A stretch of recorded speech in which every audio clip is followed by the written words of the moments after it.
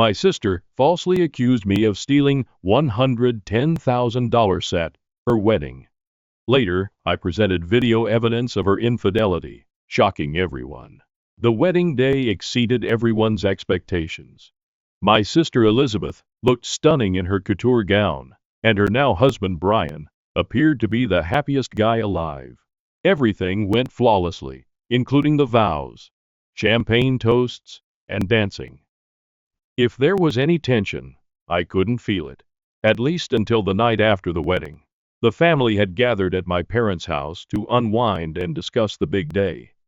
We were in the middle of discussing amusing incidents from the dance floor when Elizabeth stood up suddenly. Her voice shook as she spoke something that struck me like a truck. John stole our honeymoon money, $10,000. It's gone. The room went silent. I could feel everyone's gaze shift to mine. My mind couldn't comprehend what she had just stated. Stole me? That was absurd. Elizabeth went on and on before I had a chance to respond. She described how sad she was, how she had been crying all day, and how she felt betrayed. Brian sat transfixed, as if he'd been hit by a freight train. My parents, on the other hand, acted quickly to help her. "John, how could you do this?" my mother asked, shaking her head with disappointment. "You ruined everything. Steal from your sister? Your own sister?"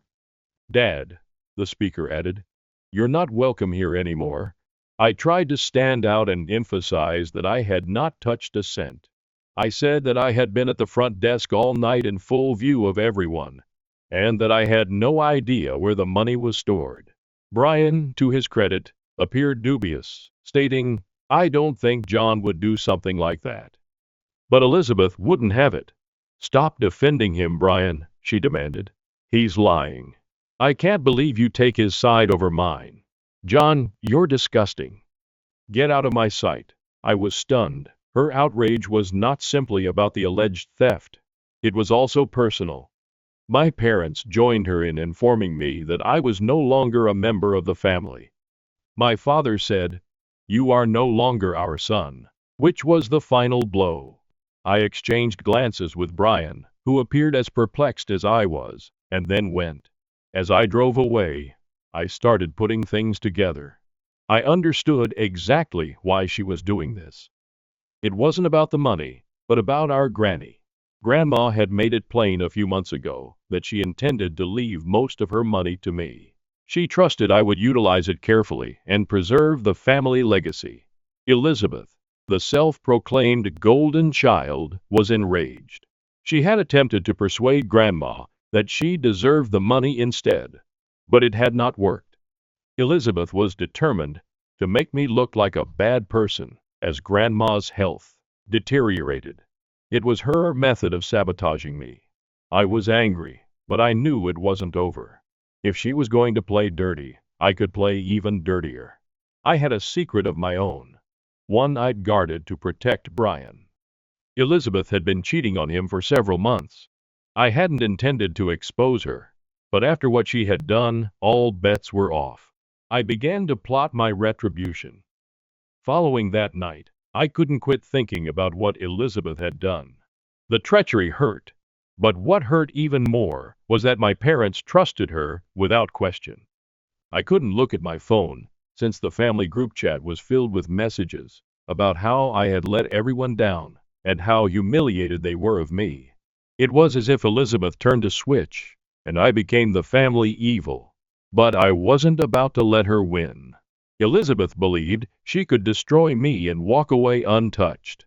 What she didn't realize was that I had been hiding a bombshell for months. Back in August, the first unexpectedly caught her with someone other than Brian. I had gone to a coffee shop in the next town to see a friend, and there she was, sitting at a corner table, holding hands with someone I didn't know. They weren't very subtle, kissing, laughing, and acting like a real couple. I didn't say anything at the time since, frankly, it was none of my business. I expected it to come back and bite her eventually. I just never anticipated to be the one who had to bite back. Now, I wanted proof. Something substantial. Something undeniable. I knew her routine well enough. She'd always claimed she was visiting a friend or running errands when she went missing for a few hours each week. It was obvious what she was up to. My best guess was Thursday, around 7 p.m. That appeared to be her normal window.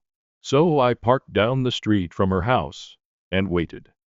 Sure enough, just around 06:45, Elizabeth went out, got into her car, and drove away. I followed her from a safe distance so she wouldn't notice. She returned to the same coffee shop where I had seen her before. The guy waited for her in the parking lot. I parked discreetly across the street and began recording. They hugged and then kissed. And not just a short peck. This was the kind of kiss that made it apparent Brian wasn't even a thought in her mind. They entered and sat near the window, looking like a couple on a lovely date. The man continued leaning in close, stroking her arm and talking into her ear. Elizabeth ate it up. I captured the entire event. 7 minutes of great film that would throw the issue on its head. When they finally left, I made sure to photograph them hugging again before they got into separate cars and drove out. I waited until she had left before driving home.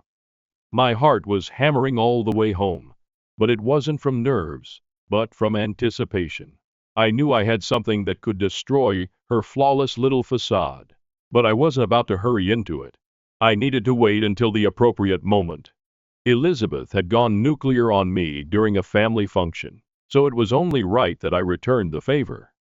I decided to schedule a dinner a few days later and pretend to apologize and make amends. My parents, still upset at me, reluctantly agreed. Elizabeth accepted without hesitation, possibly believing it was her chance to embarrass me even further. She had no idea what was about to happen. The days leading up to the dinner were agonizing. I remained perfectly silent, even as Elizabeth continued to scold in the family group chat about how some individuals refused to accept responsibility for their acts. Naturally, my parents ate it up. Every time I read a text from them saying something like, "We are so proud of you, Elizabeth, for handling this with grace," I wanted to scream, but I remained calm. I knew it would be worthwhile. The morning of the meal, I texted everyone in the family group chat, including Brian. I mentioned that I wanted to meet for dinner and clear the air. "I owe everyone an explanation," I had written. "And I need to apologize, especially to you, Brian." My mother responded immediately, saying they'd be there, but I'd better have a solid excuse for what I'd done. Elizabeth responded with a snide remark about how she hoped I was ready to confess. Brian's response was brief and neutral, just a thumbs up emoji. Perfect. Everything was falling into place. I spent the day getting ready. I loaded the video onto my laptop and checked the quality to ensure it was satisfactory. I also printed screenshots, in case someone accused me of fabricating the video. When I arrived at my parents' place for supper, I felt as if I were entering a battle, and I was prepared to win. When I stepped in, the atmosphere was strained. My parents scarcely greeted me, and Elizabeth sat at the head of the table, smug as usual. Brian stood next to her, quiet and reserved, as he had done since the accusation. I wasn't sure if he felt I'd taken the money, but he was certainly keeping his thoughts to himself. We all sat down and I started by taking a deep breath. First of all, I want to say that I'm sorry for how things turned out. I know you're all angry with me, and I understand why. But I've been thinking about everything that's happened, and I realize there's something I should have said sooner. Something I've been holding back. Elizabeth moved forward slightly, her eyes full with expectation.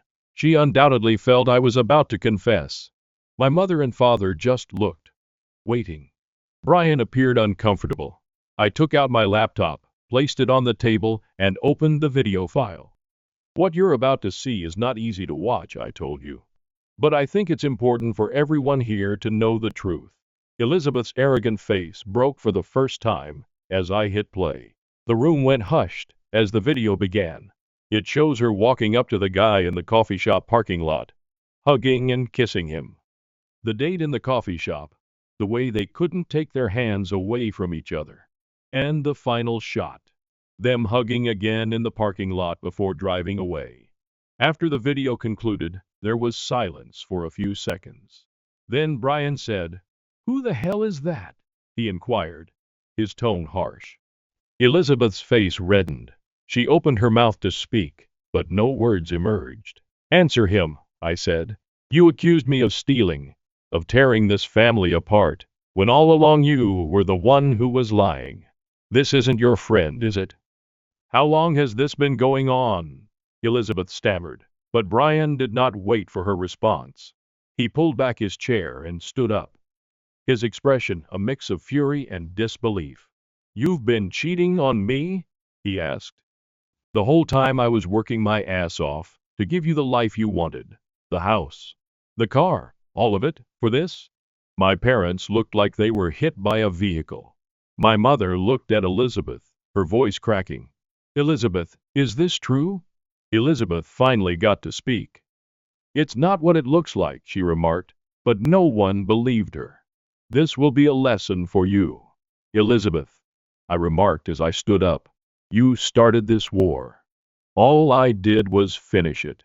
Brian grabbed his keys and departed without saying anything more. My parents, still shocked, turned against me. "How could you do this to her?" my father asked. I responded. "She accused me of stealing $10,000 to make me look bad. And I'm the bad guy for showing the truth? You should ask her how far she's willing to go to cover up her lies." I did not wait for a response. I grabbed my belongings and fled. I didn't want to hear any more excuses. They sought a villain, and they now have one. But this time, it was not me. After dinner, I didn't hear from anyone in my family for many days. No texts, no phone calls, and no attempts to explain or apologize. It was radio silence. I assumed they were trying to clean up the mess Elizabeth had made. Brian was the first to contact out, and he was not even a family member. He contacted me 2 days after the dinner, and I was shocked that he wanted to talk. I assumed he was upset with me for unexpectedly catching him off guard, but he didn't seem angry. "I just wanted to say thank you," he remarked, "for being honest.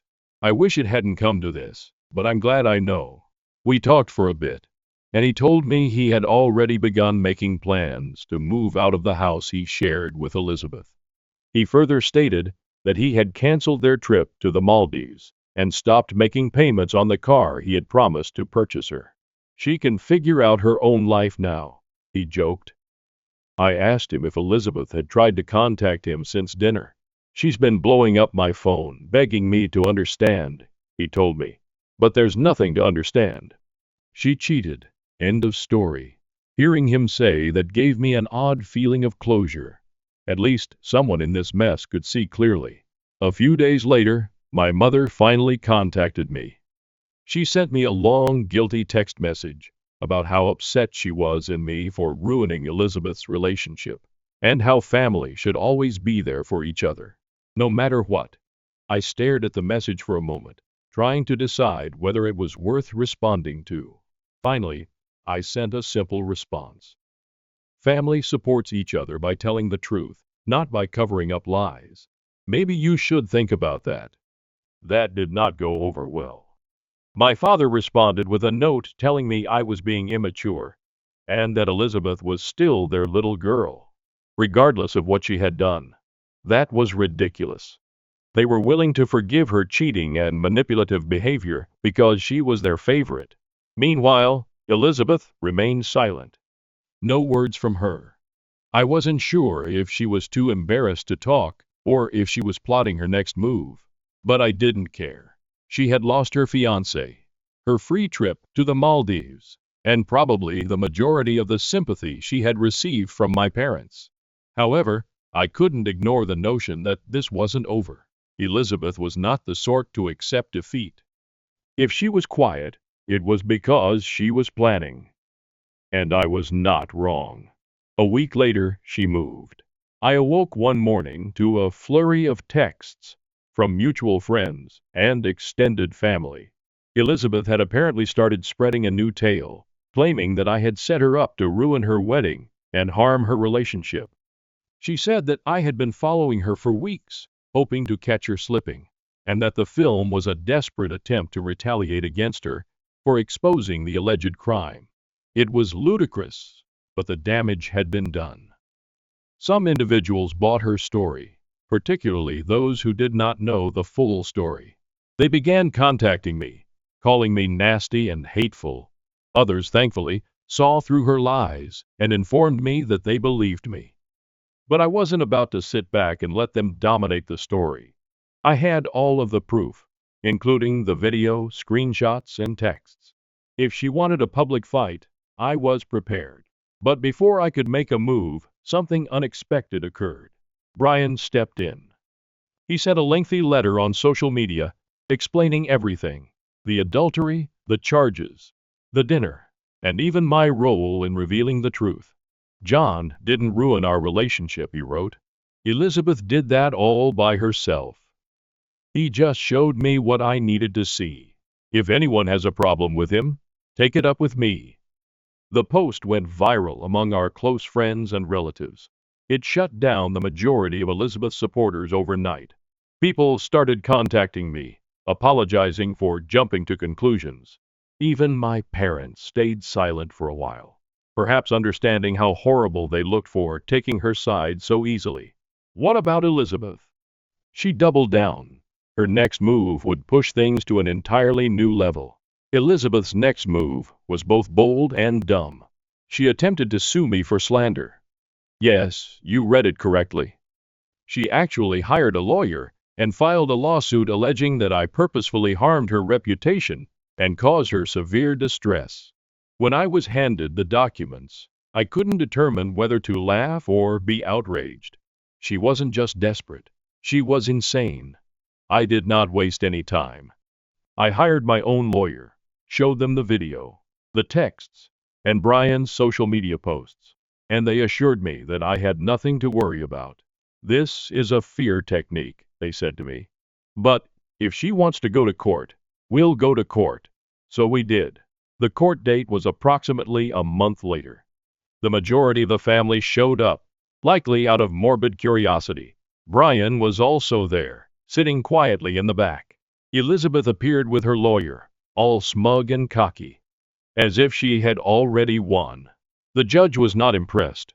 Her lawyer claimed that I maliciously taped and circulated private footage of Elizabeth, causing her to lose her relationship and social position. But my lawyer instantly shut it down. They emphasized that the footage was recorded in a public place and depicted behavior that directly contradicted Elizabeth's earlier charges against me. They also pointed out that I had only seen the film to our immediate family before Elizabeth's lies made the situation public. Then came the finest part. Brian took the stand. He stated that Elizabeth accused me of stealing without evidence and attempted to isolate me from the family. He said that the video was the only way he discovered the truth about her infidelity. "John didn't ruin anything," he explained. "He saved me from wasting my life on someone who didn't respect me or our relationship." Elizabeth's lawyer attempted to cross-examine him, but Brian did not flinch. He kept to the facts, leaving little opportunity for interpretation. When it was Elizabeth's turn to testify, her story fell apart. She contradicted herself multiple times, claiming at one point that the man on the video was simply an acquaintance, and at another that she and Brian were on a break at the time. The judge didn't buy any of it. By the end of the hearing, it was obvious where things were going.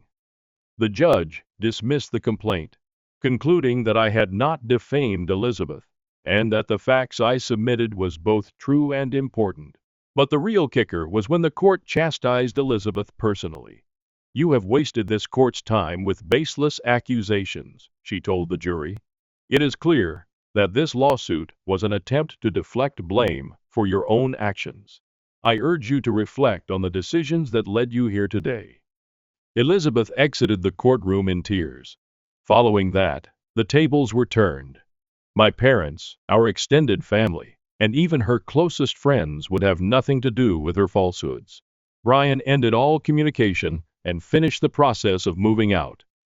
My parents, humiliated and ashamed, eventually recognized they had made a mistake by siding with her. When my father contacted me one night and said, "We made a mistake. I hope you can forgive us one day," it was a quiet admittance rather than a spectacular apology. I promised him I would think about it, and I meant it. After everything they had put me through, forgiveness was not going to come easily. Elizabeth has completely disappeared from the family scene. She relocated out of state a few weeks later, claiming she needed a new beginning. According to what I've heard, she struggled to keep friends and a job. Since then, her reputation has followed her, as it should. I'm not going to pretend that this entire affair hasn't left scars. Yes, it has. But in the end, the truth won out, and I was finally free of the cloud Elizabeth had attempted to cast over me. I do not regret exposing her. She began the war, and she has paid the price. Am I the asshole for denying my ex the chance to be a father after he abandoned me and our baby, and now insists on re-entering our son's life 16 years later? Original post, January 19th, 2025. Throwaway. So get your "this is fake" because new account comments out early. I, 32, had a baby boy when I was 16. Yes. I know how that sounds. No. We weren't careful. Judge me all you want on that front. I've dealt with that for years. Mike, 33 million, was my boyfriend then. And when I found out about my pregnancy, he did a disappearing act with help from his family. Something future college star. Something. My parents were always blunt. What happened next was my choice. After a lot of thinking and deciding abortion just wasn't for me. I respect that right. I'm not here to debate it. It was just not for me. I chose to give up the baby for adoption. My parents knew a super sweet couple that were looking to adopt. We met, and I just knew they were the right people. This turned from a teen mistake to an almost surrogacy. I started homeschooling to finish my education and to have a rest. The adoptive parents were with me for everything, and even paid for most of the medical costs. The adoptive mother was a teacher, so she helped me with my schoolwork and to prepare for college. They were present for the birth, and I refused to hold the baby. Instead, his actual mother did, and it was just right. I've stayed in the baby's life in a distant position as a special aunt. Well, he's no longer a baby and he knows who I am, but his mom is the same woman that raised him, and I continue to be his special aunt. The only change is now he knows who to call if he needs a kidney. His sense of humor is like mine. Go figure. We talk maybe once in a blue moon, which in all honesty is the best. He's happy, and I don't regret giving him up to have a happy life. For my part, I married 6 years ago. My husband, Aaron, 44 million, was divorced in good terms with Bella, 40 million. They have 2 children together, a boy that is 16 and a girl that is 19. Aaron made it clear since we began dating that his kids' approval was important, and that Bella was part of his life forever, not as a spouse, but as a friend and mother to his children. I also told Bella and him about my teen pregnancy. Well, to begin with the kids, my stepdaughter and I get along well. She's obviously closer to her mother, but she still does girls' days with me every so often. It's more like friends, though. My stepson is incredibly close to me. He calls me his other mom, and always asks me to be present for important events. We bonded when his childhood dog passed away as my cat died about the same time. Bella and we're best friends. I know people have complicated relationships with their partner's exes, but we always show respect to each other. I never tried to take her place. I know Aaron and her shared something special long before I was in the picture. That's their history. And I am a stepmom, not a mom. Her place in the kid's life is not up for competition. The reason for this background is that the whole mess with Mike started when I took my stepson to a medical appointment. It wasn't serious, though he did have to use anesthesia. Aaron and Bella both couldn't get the day off. They tried, but their jobs are on call, and they cannot easily take time off. So I went on my own to be my stepson's support. I didn't recognize Mike as one of the doctors. His real name, both first and last name, are incredibly common, and it has been years. Not to mention my priority was being my stepson's support, and everything else was secondary. After my stepson was done, he was a bit out of it as expected. I was setting him up in the car and making sure he was comfortable when Mike came over. He told me he had been thinking about me and our Zune for so long, and he was glad our boy was okay. It really took me a few minutes for my brain to click on what was going on, and he kept on rambling about apologies and how he wasn't ready to be a father. Blah, blah, blah. Eventually I just sighed and loudly said, "This is not the baby I was pregnant with. I gave him up for adoption after I gave birth. I am a stepmother." My loopy stepson chimed in with, "Other mom." I had to hold back a smirk, to be honest. Mike was stunned by that, and it gave me time to catch him up on the important details. I gave up the baby. He knows what happened and why I gave him up. I married a man with 2 children. I am happy and don't want him in my life. And no, I won't give him contact information for the adoptive family. He is 16 years too late. That was the end of it, and I got into my car to get my stepson home to rest. Since then, Mike found me on social media and has been painting this sob story about me denying him a chance to be a father. How I was a poor mother that threw away her child to raise someone else's children. I'm basically the she-devil, apparently. Most of our former classmates that saw the post reminded him that he left me. Some of his friends even pointed out he laughed about leaving me pregnant. I didn't know that part. A few of his relatives have reached out to bash me about taking Mike's chance to be a father. That it made me a poor Christian. I'm not. I'm Jewish to begin with. A few friends did tell me it was a bitch move to give the baby up without telling Mike. I don't personally think I was in the wrong, but in case I decided to leave the judgment to the internet masses. So, Reddit. 1T. Sharing something out. The adoptive parents and bio child have a phone number to contact Mike's parents if they want. I have no say if they do or not. I just won't give Mike any information on them. Some of Ope's comments. Commenter. NT a hi. Therapist here. Seems like it was the right decision for everyone involved. Especially Mike, who clearly shouldn't be anywhere near children given his full lack of impulse control and empathy.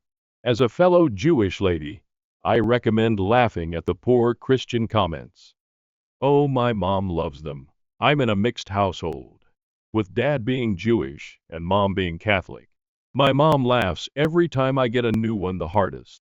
Commenter, I mean, they can be really funny depending on who's saying it. Also, who are these friends calling you a bitch? They don't sound like friends. Oop, they are more conservative friends. I say friend loosely. We're in the same groups. Commenter. These people are fucking psycho. Block, block, block. Your bio kid might decide for himself to try and find his bio dad one day, but it's your job to defend his privacy until then. And make sure his decision is informed. B. He knows that his bio dad is a complete ass. OP. I told him everything when his parents decided it was time to tell him who I was really. I didn't make Mike into a villain, just said he left after I told him I was pregnant and never reached out. He's been clear that while I am his biological mother and Mike is his biological father, he doesn't see either of us as parents. I am his aunt, and Mike is a stranger. Commenter. AITA, TF. Also, I'm not judging you for the age gap, but I'm definitely judging Mike. Tell him if he and his friends don't leave you alone, that you'll report him to the medical board. Also, maybe ask your son if he wants Mike's contact info, but warn the parents he's bad news. It's your birthday song choice, not yours. Editor's note, this commenter thought Mike was 33 when OP was 16. He was 17 and OP clarified that later. OP. He's had Mike's info for years. Mainly via Mike's parents. I think he called them once and Mike wasn't around or something. I got the story secondhand, so I don't know the details. Funny comment about anesthesia. Apparently, I sang opera really badly when my wisdom teeth were removed. My stepson and I had a debate about why our dog should go to school in his place. Commenter. Consult a lawyer about him talking shine about you online. Medical board? Oh, in consideration. It hasn't damaged my character per se, considering he's being called out publicly. But him approaching the hospital was weird.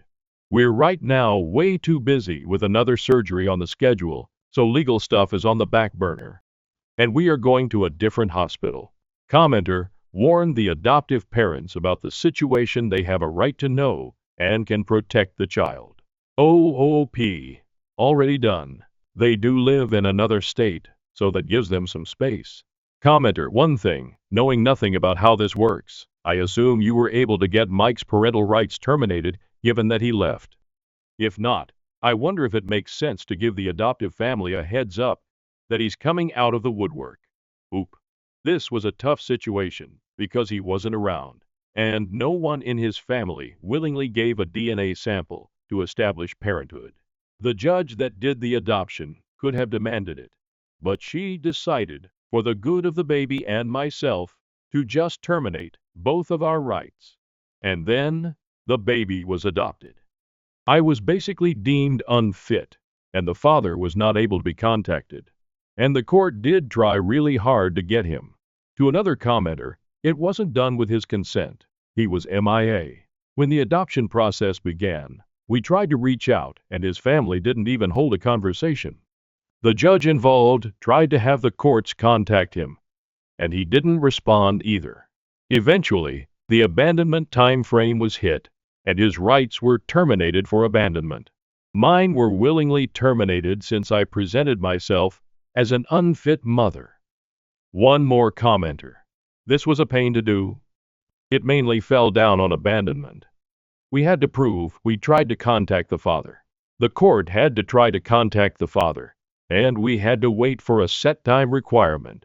I just had the right judge that understood I wasn't prepared to be a mother and decided to set things appropriately. Their relationship. Oh, I don't mind it at all. I wanted him to never see me as his mom. I wanted him to love his family. I'm happy beyond the reasons that his life is great, because I am not in it beyond a call here and there. He's an amazing young man, and it's because he has amazing parents. I do get moments of pain here and there, and then I remember this kid had the best possible life. I wasn't good for him, and he wasn't good for me. It's a sad reality. I don't regret it, and I'm glad I was able to bring him for his parents to have him in their lives. Mike was one of the doctors for your stepson's surgery?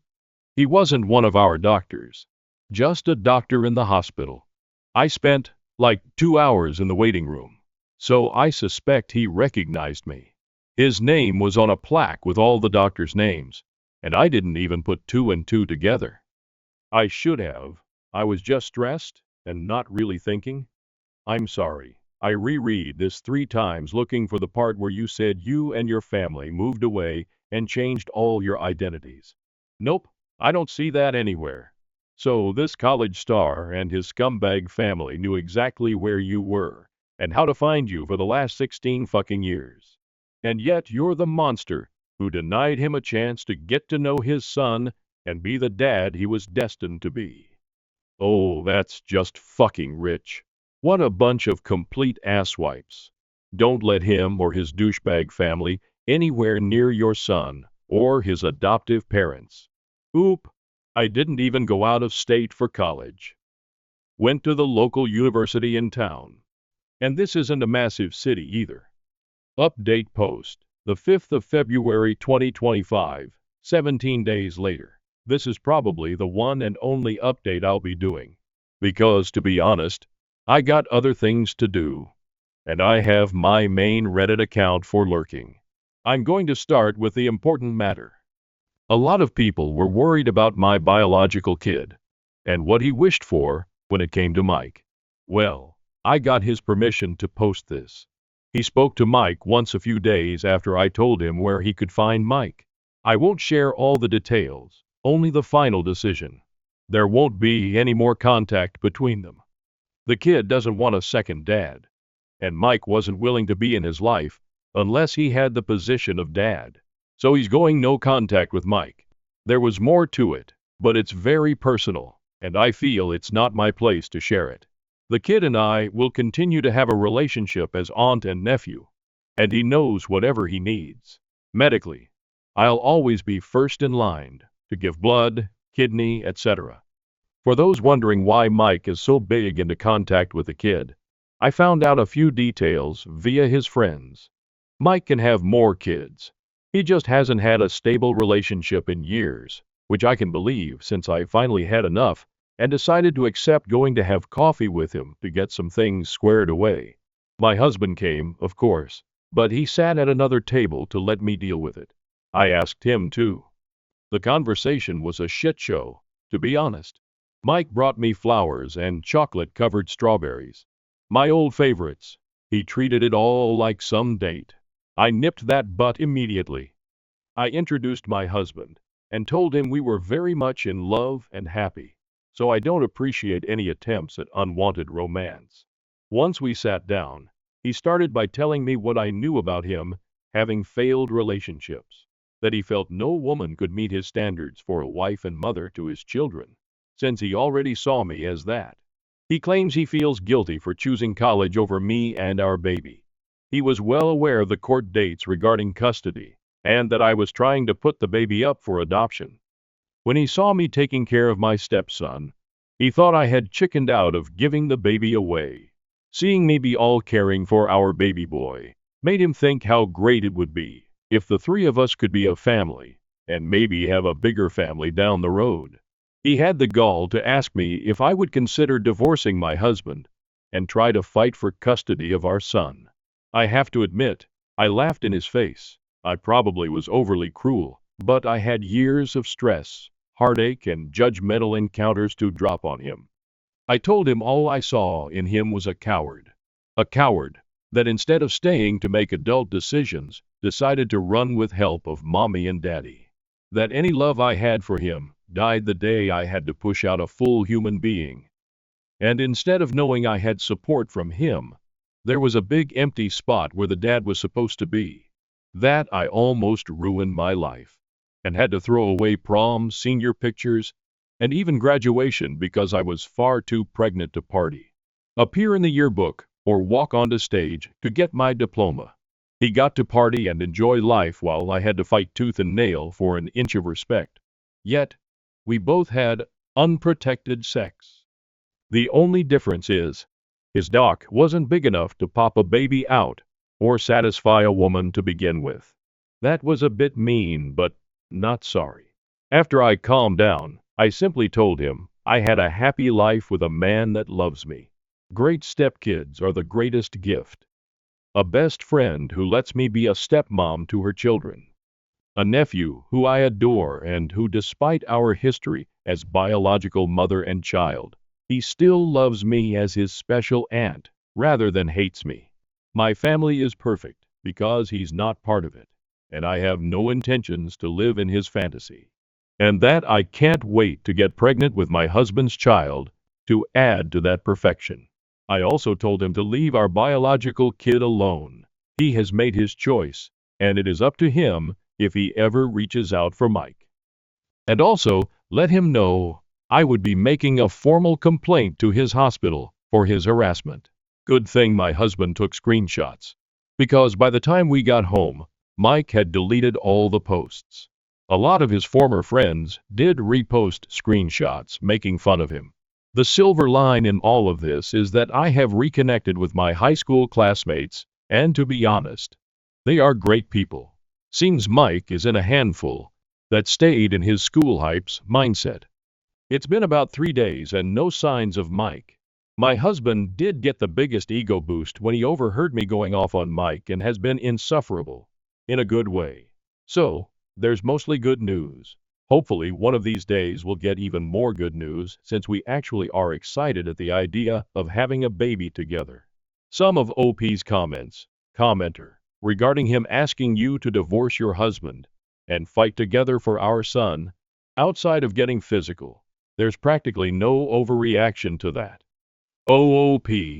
I almost got physical, to be honest, but I had my nails just done. He wasn't worth breaking a nail. Commenter. Very few things are worth breaking a nail, but breaking one to hurt that bastard would have been one of those things. Oh yeah, but he's not worth the $150 bill. He wasn't even worth the $14 bill at the cafe. OP explains, it was an anniversary gift from my stepdaughter. Normally my nails are like 40 maybe. XD commenter, of course he didn't pick up the check. Oh, we left before, and I paid my part and my husband's. Don't know if he paid his. Commenter, did he at least leave those strawberries for your husband to feed to while you recline in bed? Nope. Nah. We left them on the table for him with the flour. My husband bought me my current favorite, macadamias covered in chocolate. I'm tired of my ex-husband's wife wanting to be friends with me just because he cheated on both of us. Original post. I don't understand why I'm in this situation. And honestly, I'm frustrated because even my own family tells me I'm the bad one here. I just need to vent, and I don't need any advice or somebody telling me do this. I think you should tell her this. Or I would write her this or this.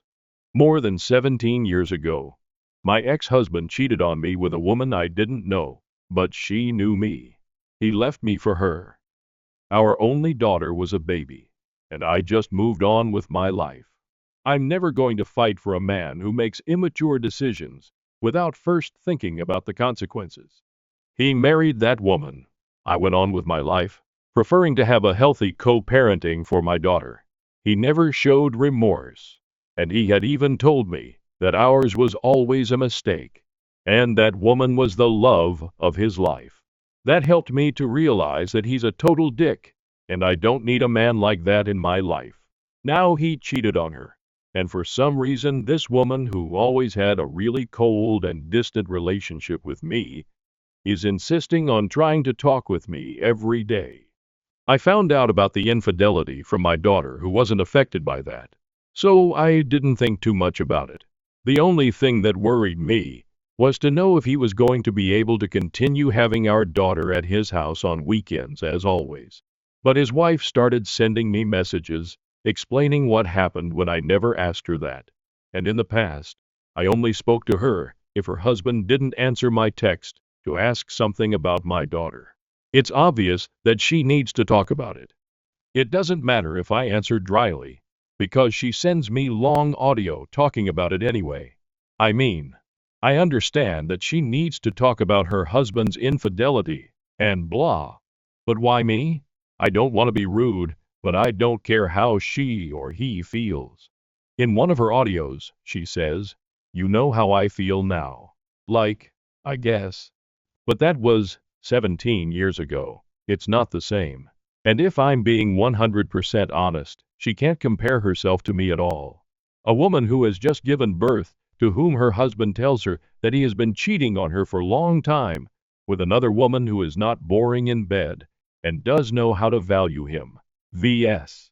A woman who always knew that her husband is unfaithful, and decided to marry him anyway.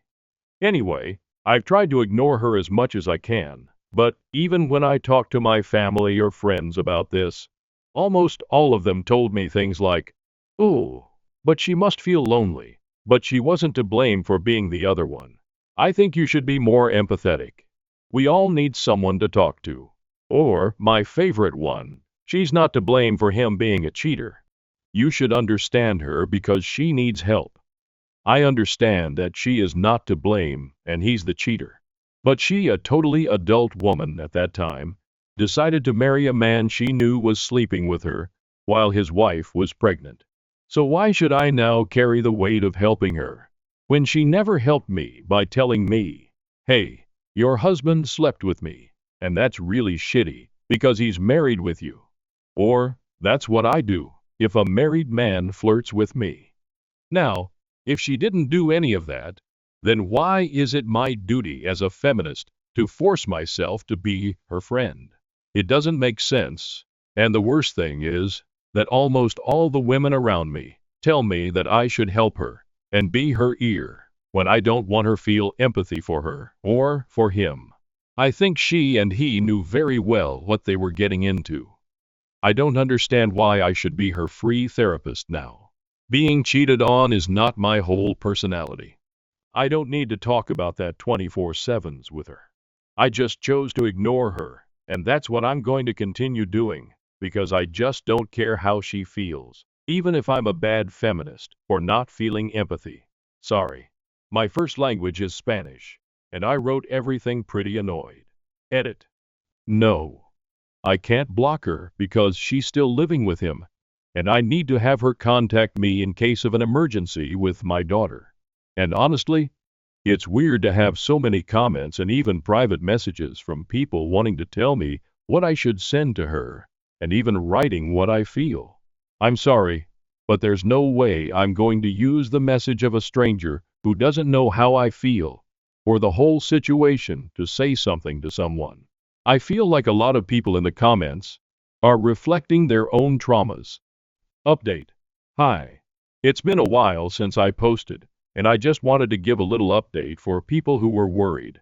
First of all, my mother was a lover for a long time, when I was a teenager plus during my adulthood. Their relationship lasted long years, until he died. I think his wife never found out about his affair. That's why my mom manipulates me so much into not judging my ex's wife, because no one chooses who to fall in love with. My mother always reflected herself on that woman, and that's why she said that my ex-husband and his lover, now wife, are soulmates, and I shouldn't get in the way. I was very young. At the time I could only lean on my mother for a little support, and well, narcissists always catch vulnerable people. Nowadays I don't have much contact with her, but my daughter spends time with my family. And about my friends, well, I am a feminist activist, and opinions regarding lovers are divided because most of them are on the liberal side. Most of the times is seen as something misogynistic to judge them because they are single women, and the man is the one we should blame. Plus, we need to be sosoras with other girls. So I expected that reaction from most of them. I agree with that in most cases, but not in this one. I can feel empathy when the woman did not know or when she is a minor being groomed, but in this case, I do not feel any pity, because she knew well what she was doing. Women can also be mean and cruel. Women can also choose to be the bad guys in the story without someone manipulating us, because we are not weak, and my ex's wife is that kind of woman. No one manipulated her into doing anything. I'm sorry. That explanation was perhaps unnecessary, but there were people who didn't understand my family's and friends' behavior. And, honestly, it feels good to vent. I have spoken with my ex's wife because, honestly, a few days ago, I had a really stressful day. And the last thing I needed was to see her messages in my WhatsApp, so I just exploded. I planned to continue ignoring her. But that day, I was upset about things about my work, and I ended up telling her everything. I sent her an audio telling her that I am not interested in her life, or in the fact she's suffering. I told her that I am not her friend, nor am I interested in being one. She never asked me for forgiveness, and now she expects me to start the group of women cheated on by my ex. I told her other things, and I would love to be able to post videos here. I told her that she knew very well what she got herself into. She knew well that my ex was capable of cheating on the mother of his baby, but she still decided to marry him and live the stupid fantasy that she could change him, and that she was different from all the other women he was with. God. I hate long audios, but it was plus 5 whole minutes telling her that her situation and mine are nothing alike. I think that was my greatest catharsis. She got upset, and we started arguing. It was quite tiring, and the last thing I want is to have problems after 17 years of having normal co-parenting. I know they are not going to get divorced, and that means I will have to live with her in my life forever. So I sent a message to my ex, resending him one of the audios she sent me. I took the work to listen to them all, and she never apologized to me. I don't need her apologies, BTW. I don't care, but some comments asked me about that. They were just audios complaining and wanting us both to speak badly about him, or wanting to have me as her free therapist. I told my ex to tell his wife to calm down and pay for a psychologist. He apologized to me and told me that they are both working on the marriage, so they're at the stage where she still feels angry and insecure with him. Like, yes, obviously, idiot. So since I suffered the same, no, it's not the same. She felt that we could share the pain. He told me that they both started going to the online conferences of I don't know what couple who teach how to get over an infidelity. Sometimes I feel envious of people who can scam others so easily. Anyway, I told him that I am not friends with her, and that this affects our co-parenting, so he should put a stop to her if she doesn't understand what I say. In the end, he reluctantly told me he was going to talk to her, and I've gone 3 days without any message from her, except today one where she just told me that my daughter was sleeping there. So I guess it worked. I don't care if they live a happy or miserable marriage. I don't care if she's happy, knowing that he cheated on her, but stays with him anyways. I just want to live in peace, without getting into trouble with people who at plus 40 years old are still living mentally in high school. Am I the asshole for telling my brother he'd never measure up to our late father after he lectured me about drinking and quitting soccer? Original post, the 11th of March 2019. I have 3 older siblings, 2 sisters who are 28, and my older brother Chris, who is 26. I am the youngest child at 16. 3 years ago, our dad died of cancer after a pretty rough battle. Being 11 when my dad got sick, I remember it being a pretty scary time, not always understanding what was happening. But the one thing I always knew was that Chris was there for me. Obviously, it was also a very difficult time for Chris, but he really looked out for me during that time. And Chris has continued to be the same. Great guy and awesome big brother to this day. So 3 weekends ago, I went to a party, drank too much, and I got drunk for the 3rd time in my life. I called Chris and asked him if he could come get me when I wanted to leave, and my friends, one of which was our designated driver who was sober, wanted to stay. Chris came to pick me up, worried that I was going to get in a car with a drunk driver if he didn't. The next day, he lectured me on my drinking problem and getting into cars with drunk drivers. Things got heated because I felt like he was assuming a lot. Because I'm a junior in high school, and I've only drank 3 times at parties, which I feel is pretty normal, and I wasn't going to get in a car with a drunk driver. My DD was completely sober, so I feel like I was more responsible than he was giving me credit for. But yes, I was drunk enough to think calling him at 10 p.m. out of the blue to pick me up because I was tired was a good idea. And then 2 weeks ago, Chris found out I quit the soccer team. He started lecturing me on commitments and talking about how I need to be doing an extracurricular for college, and I shouldn't just quit because of laziness. And then things got heated, and he started talking about my drinking problem again, and then talking about my room being messy, and then we were really arguing, and he was accusing me of being disrespectful. And then I fucked up. I lost it and told Chris he wasn't my dad, and I didn't need him lecturing me, and how he thinks he could replace Dad, but he'll never be half the man Dad was. I was mad, and just looking for something mean to say. Chris left my room and about 30 minutes later came back in and apologized for overstepping. It was clear that he had been crying, but I was still mad and couldn't bring myself to apologize, even though I knew that I should, and that I didn't mean what I said. Chris left and went back to his place, and we didn't talk for 3 days. 3 days later, I finally did the right thing and texted him a heartfelt apology for what I had done and thanked him for always caring enough to be there for me, and told him I spoke with the coach about rejoining the soccer team. He texted back hours later, "Thank you, that means a lot." Since that time, we've only spoken sporadically over text, whereas we used to speak all day. I've asked him if he wants to hang out, and he's always busy, or he says maybe tomorrow. And then when I text him the next day, he doesn't reply until it's too late. Chris has come to every soccer game I've had over the past couple of years, but he's missed the last 2. I have apologized again by text. I would do it in person, but I haven't seen him since our fight, whereas normally I see him a couple times a week.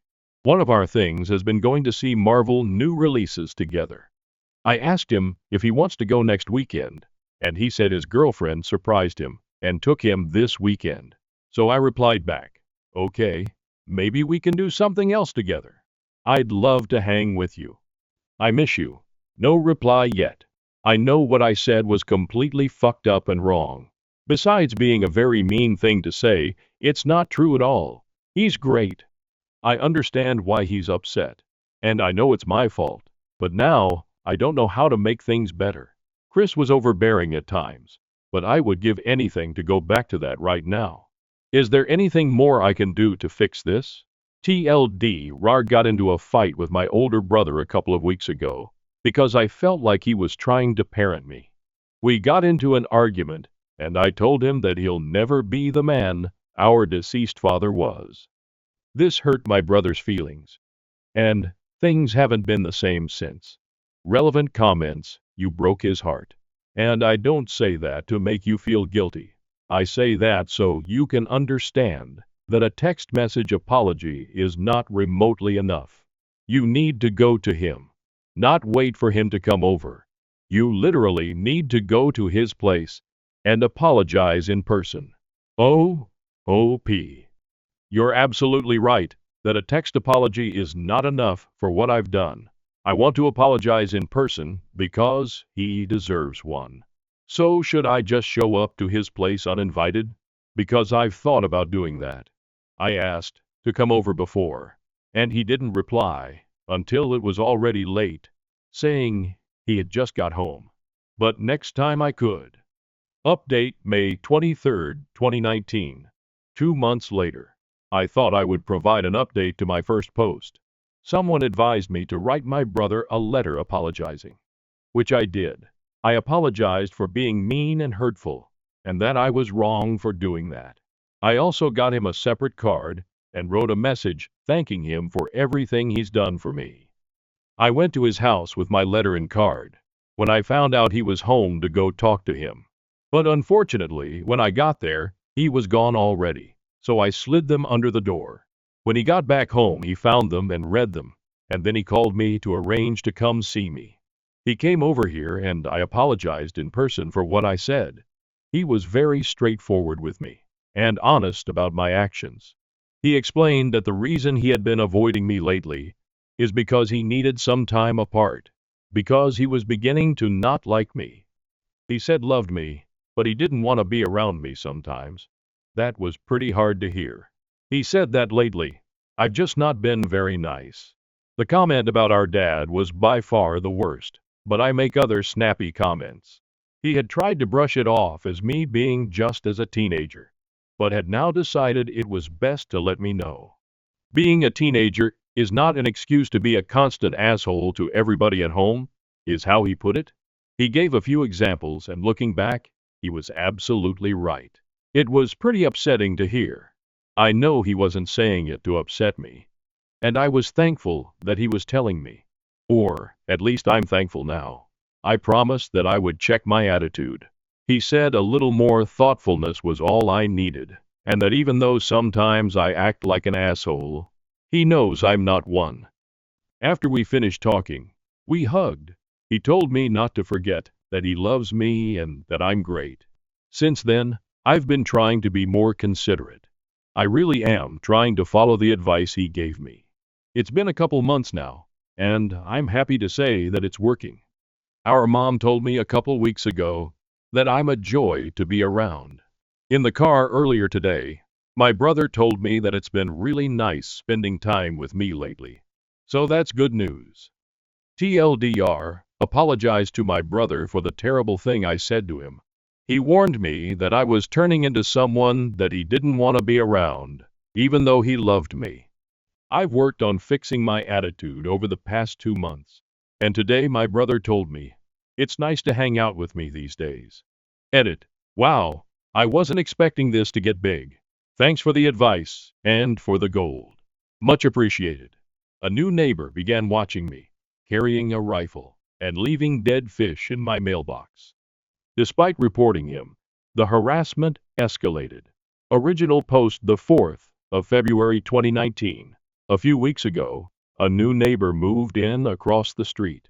To my knowledge, it's one guy who is about 40 to 50 years old. For the past few weeks since he moved in, he has been taking walks around the neighborhood, and every once in a while, when he passes my house, my living room has a window that can see into the front yard. He stands and watches me. When I go outside to investigate, he just says something to the tune of admiring my shingle work or stargazing. He has used these excuses before. He never comes directly onto my property when he does this. A few days ago, I came home, and when I went to pull the trash cans back from the street, my neighbor was sitting on his front porch with a rifle in his lap, in plain view. I ask him if there is anything wrong, and he just nods at me. I went back into my house and called the police. Now the spot I called the police from was in my kitchen.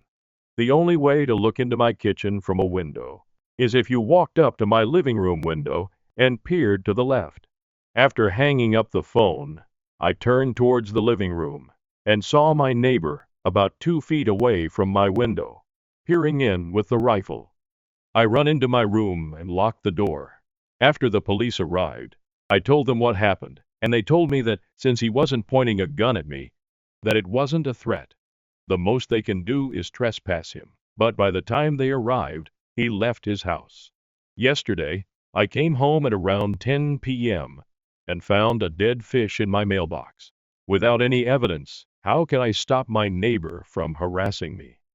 Can I get a restraining order against him? Relevant comments. Comment 1. Make a police report about the dead fish. Make the police take the report.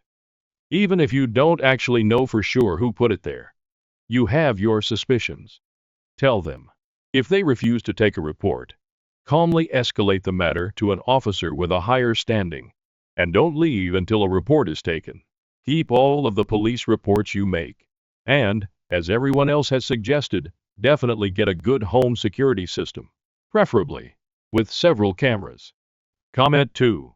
I don't know shit about the law, but I'd say you should get a camera installed and probably keen any evidence of things put through your door.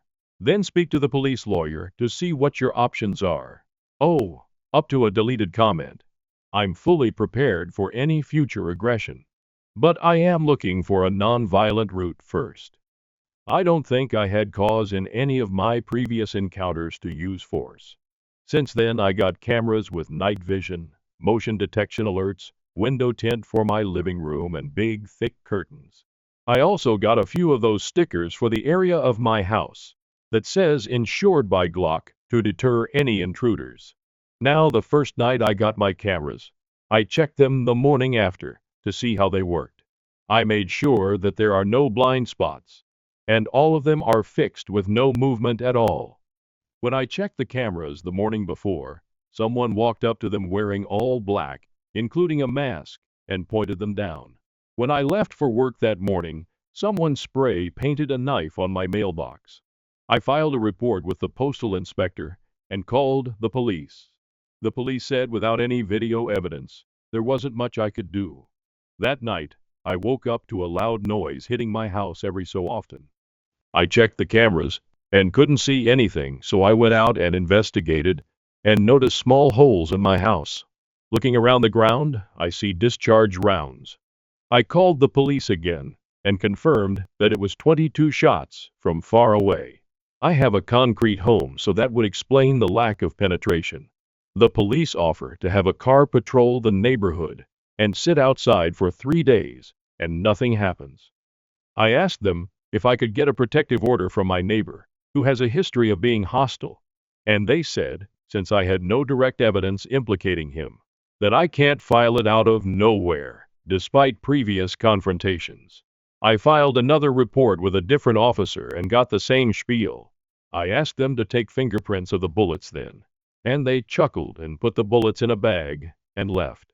3 days ago, I heard shots again and checked the cameras and noticed they were facing my neighbor's house, just where I put them, and I saw a silhouette shooting from the middle of my street before stopping and running to the back of my neighbor's house.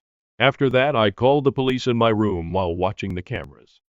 The police come and walk me through the same BS as last time. Even after I showed them the cameras, they knocked on my neighbor's door and he claimed he heard and saw nothing. After they left, I asked him if he was telling the truth, and he looked at and smiled. It was very unnerving. I don't know what to do at this point. Top comment. OPA.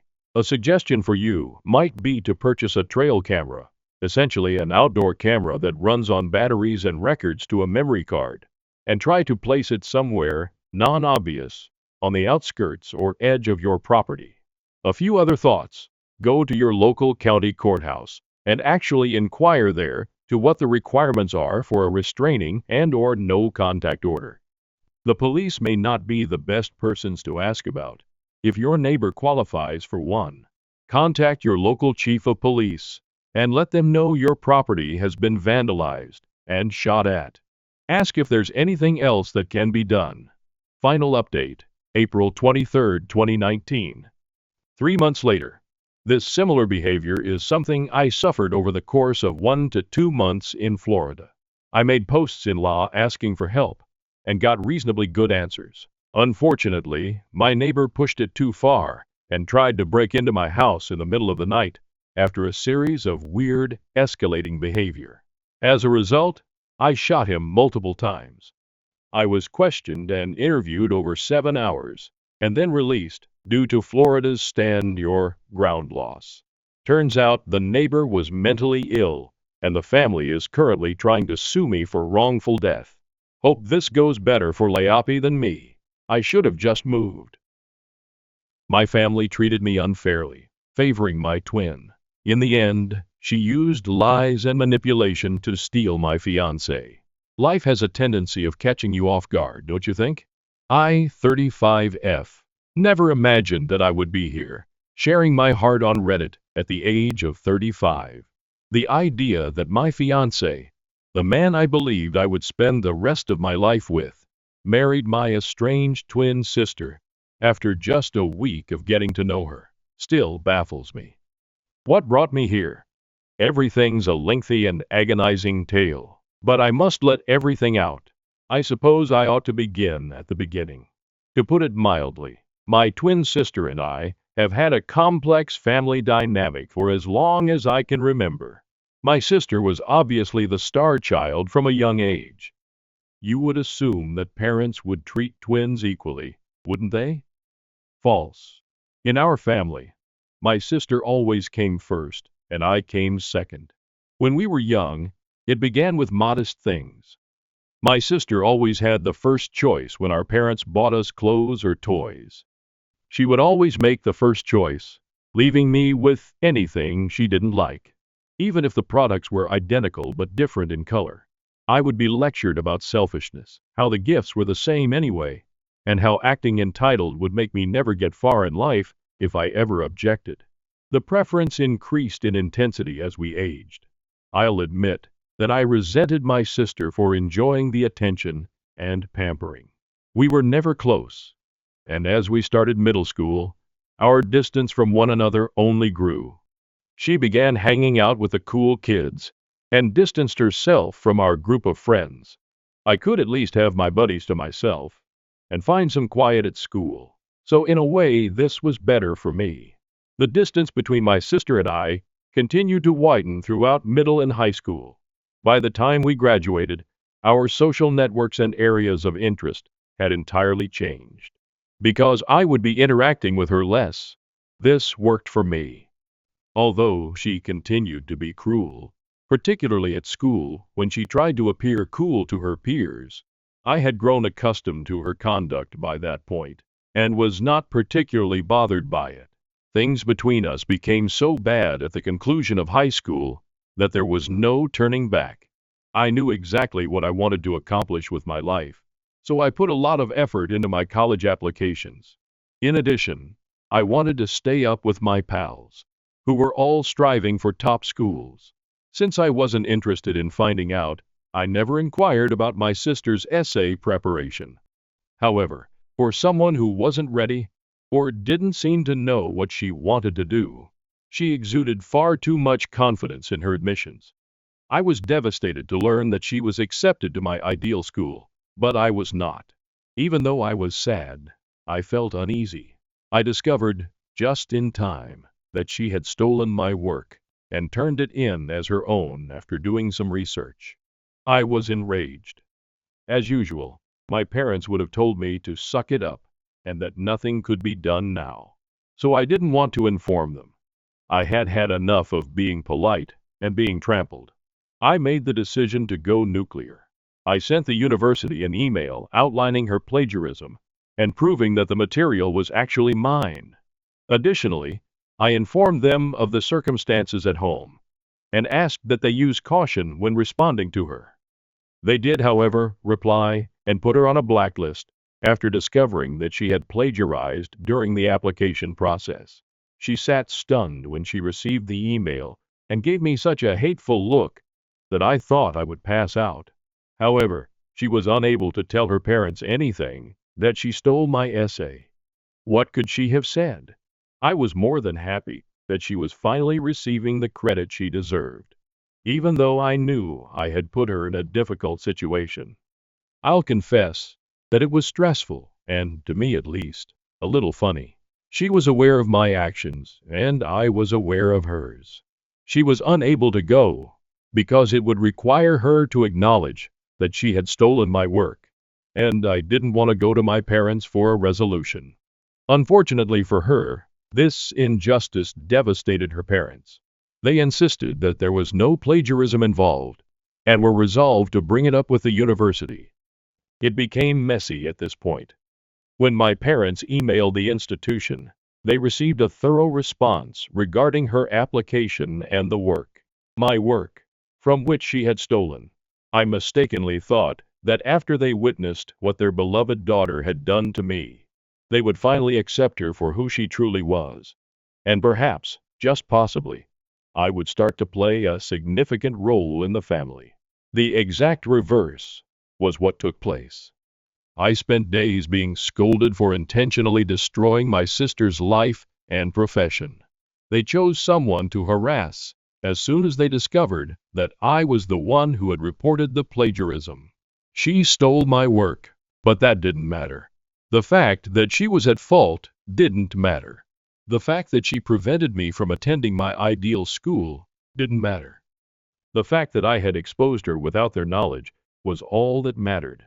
They called me all kinds of names and stated that talking to them about it would have been the right thing to do, after which they would have come up with a solution. I informed them that letting her leave without any consequences would have been their only option, and I would have been told to accept it and apply somewhere else. My home was a wreck, and nobody wanted to hear my side of the story. It was now obvious that I would always be the fall guy, and that my sister would never be held accountable for anything she did. I was just waiting for college, but the following few months were terrible. I knew that as soon as I left the house, I would never return.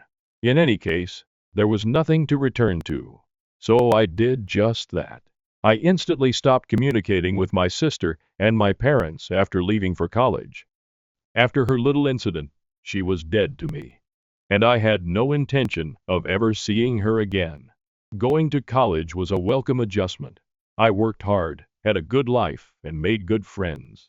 Determining to succeed on my own without assistance from my family, I immersed myself into my studies and extracurricular activities. I met M around this period, and we remained friends for a few years. We had the same group of friends, even though he was my senior in college. He asked me to be his girlfriend just before he graduated, and I accepted. Since he was one of my best friends and I enjoyed spending time with him, I thought a relationship would be the natural next step.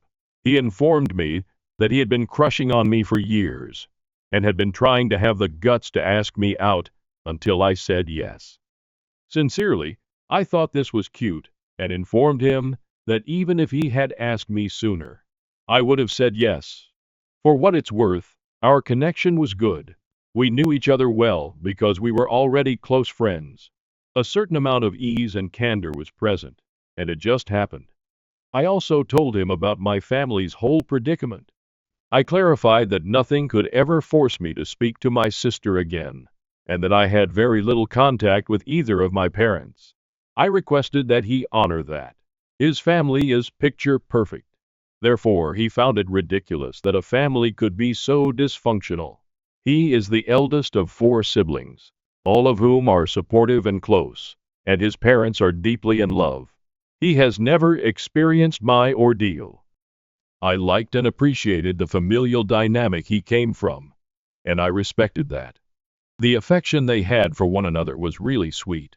I couldn't help but feel a little envious because I had never had it. But because he couldn't imagine dysfunctional families, I made it plain to him that he should never expect me to return to my family and attempt to make things right. I trusted him since he appeared fine with it. I had no idea that this would turn out to be my worst life decision. I concentrated on developing my career after college. I was resolved to show myself, and if I'm being completely honest, my family, that I could be successful without their help or connections. I put myself into my work and worked my way up the corporate ladder. I had a prosperous marketing career, a great downtown apartment, and a circle of close friends who had become my adopted family by the time I was in my early 30s.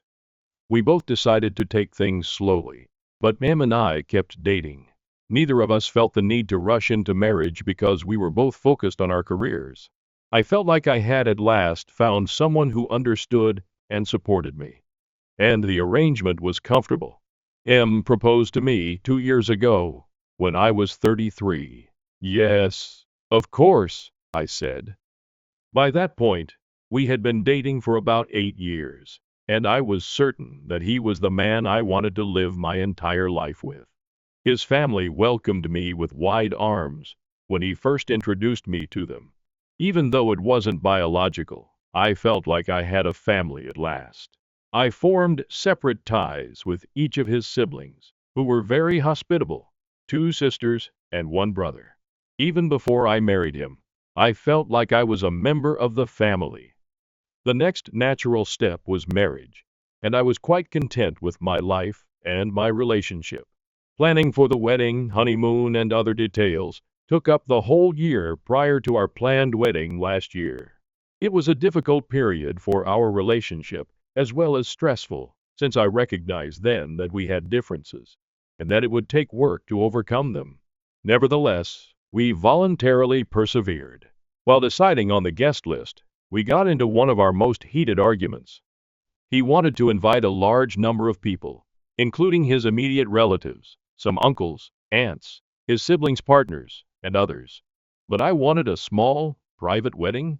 However, I didn't have any family members I wanted to invite. I informed him that I genuinely didn't want my family near me on my wedding day, and that I would only be inviting my friends. He initially agreed, but I could tell he was hesitant. When I asked him if there was an issue, he said that there wasn't, so I dropped it. Nevertheless, he approached me a week later and advised me to invite my family, since there would be no wedding without a family present. I gave him a wide-eyed look and informed him that I had always made it plain that my family was not involved in my life. There was no reason to be upset about my parents' absence, because they were unaware that I was engaged. and that the bride and groom were the only two guests required for a wedding. He refused to give up. He said that any arguments I had with him could be put aside for a single day, and that his intention was only to invite them to the wedding, not to establish a romantic relationship or extend forgiveness. Any invitation, I informed him, would imply that I wanted to patch things up, and I didn't want to do that. I should have left him there. Looking back, I could tell that he had chosen to hurl this at me, even though he claimed to understand my reality and my upbringing, which I had always been open about. But in love, I was a fool. I nearly stopped talking to him after our many arguments, but I knew deep down that we had to come to an agreement. He finally explained to me why he insisted on inviting my family after much back and forth. He claimed that he didn't want his relatives to believe that he was getting married to a woman who didn't get along well with her family. He believed that my parents' absence would reflect negatively on his family, which is highly traditional and has always lived by the family first motto. That was not what he wanted for me. I initially believed his way of thinking to be considerate and caring, but I soon came to see how flawed it was. Since his parents and siblings already knew that I didn't get along with mine, he was more concerned about the impression his family would get, particularly his extended family, than he was about the psychological effects on me. I should have seen that the show was more important to him than his wife. I paid the price for not doing so. I finally decided to phone my folks after much back and forth, but there was where I crossed the boundary. I informed him that while I would have them there, my sister and no other family members would be present. My family would not be permitted to speak, and there would be no father-daughter dance. He had to put himself in my shoes, and that was the only need for inviting them. Fortunately, he consented, and he was aware that he had little other option. Additionally, I cautioned him against reaching out to people on his own. I would only call and extend an invitation when I thought the time was appropriate. I knew they would make something up and convince my sister to go if I told them too soon, and I couldn't agree to that. To be honest, I also hoped that they might not be able to make it if I told them too late. In this manner, even though I would be technically correct, I would still get my way. I believe M had a suspicion. But even if he had, he remained silent. So that was that. 6 weeks before the wedding, I told my parents, and they assured me that the whole family will undoubtedly be present to support me on this wonderful day. I interrupted them immediately and informed them that my sister would not be attending my wedding in any way. I would take them out myself if they attempted to be cunning and brought her anyhow, even if just the two of them were invited. They attempted to object, claiming that it was the ideal moment for the family to get back together, that I should stop being a baby, that I had gotten my revenge, and that I should be content. Before the wedding, I informed them that this was the only way I would be contacting them. They were aware of the location and the time, and they could attend if they so desired. But I wouldn't think twice about taking the required action if they tried anything. I hung up the phone after that. I was completely mistaken to believe that was a strong enough warning to stop them from making any plans. I should have anticipated that my sister would show up there and cause chaos. She did create a mess, but it was far more extensive than I had anticipated. I need to get this off my chest, yet as I sit here typing this, I can feel the hurt and rage rising within me once more. What happened next was a betrayal so profound and agonizing that it rocked the foundations of the life I had worked so hard to create, and I needed to tell someone, anyone, what happened next. In my upcoming update, I'll continue this. I need some time to gather my thoughts, because writing it all at once hurts too much. I appreciate you reading this far. I had no idea that I would be telling my tale in this way, but here we are. I would be grateful to hear your opinions and advice. Right now, I feel completely lost. Update 1. A week has passed since my last post, and I'm still in shock about everything that transpired. We appreciate all of your encouraging messages and remarks. I never thought that strangers on the internet would be so generous. Where did I leave off then? Yes, the dreaded family invitation and the wedding planning. In case you're not convinced, things have gotten worse. My parents came into town via plane the week before the wedding. They asked if and I could meet at their hotel so they could give me something. Persuaded me to go despite my reservations, suggesting that it might be a peace offering. He assured me that he would accompany me and that we would depart as soon as difficulty appeared. I felt sick to my stomach when we got to the motel. I sensed a problem as soon as we entered their room. My twin sister was seated on the bed, grinning smugly, and there she was. Just a few days before my wedding, my parents had ambushed us in the hopes of forcing a family reunion. I went cold. The old emotions of hurt, betrayal, and rage returned with a vengeance. Put his hand on my back when he could tell I was upset, but it didn't help much. With her arms extended, as though the past 15 years of separation didn't matter, my mother took a stand. We thought it was time to move on from the past, she remarked, her voice brimming with fake tenderness. Your sister wants to talk to you about something. My sister got up and began what seemed like a prepared statement before I could respond. I apologize for what happened with the college application, and I know I hurt you, she started. I've regretted that ever since I was foolish and young. I gave a sour laugh. Young and dim-witted? We weren't 8, we were 18. You were fully aware of what you were doing. My father added in a firm tone. Now let's avoid bringing up previous points of contention. As a family, we are here to move forward.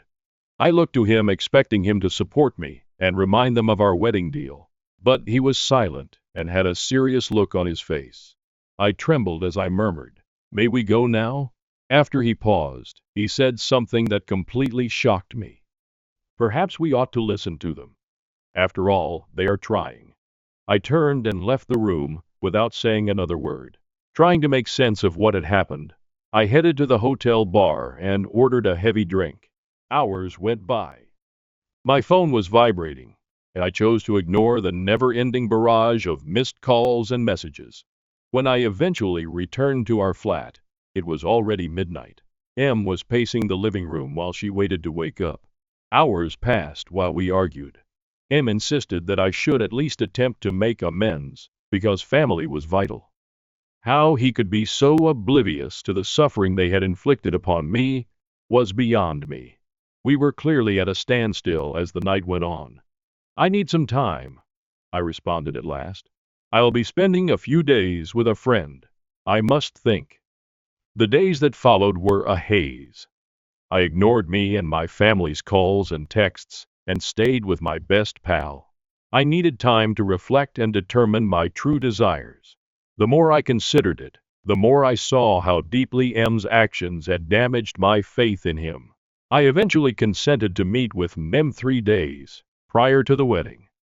A calm cafe where we had gone on our first date years prior served as a neutral setting for our meeting. I didn't miss the irony. M appeared awful. He appeared to have aged years in a matter of days, and there were dark circles under his eyes. I was still angry and hurt, but I also felt bad for putting him through this. He started, "I'm sorry. As soon as I took a seat, I ought not to have pressured you to make amends with your relatives. I was mistaken." Hours passed while we recapped past exchanges and upsetting experiences. Ultimately, we reached a decision that felt necessary but shattered my heart. M whispered, "I think we need to postpone the wedding. We clearly have some issues we need to work through." With a mixture of relief and regret, I nodded. "I think that's for the best." We came away from the cafe with a rough plan. We would separate for a month, avoid communication, and give our desires some serious thought. We would then get together once more to determine whether to proceed with the wedding or, well, we didn't want to consider the other option.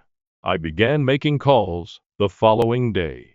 I informed our vendors that the wedding would have to be postponed indefinitely. Although we lost some deposits, most were understanding.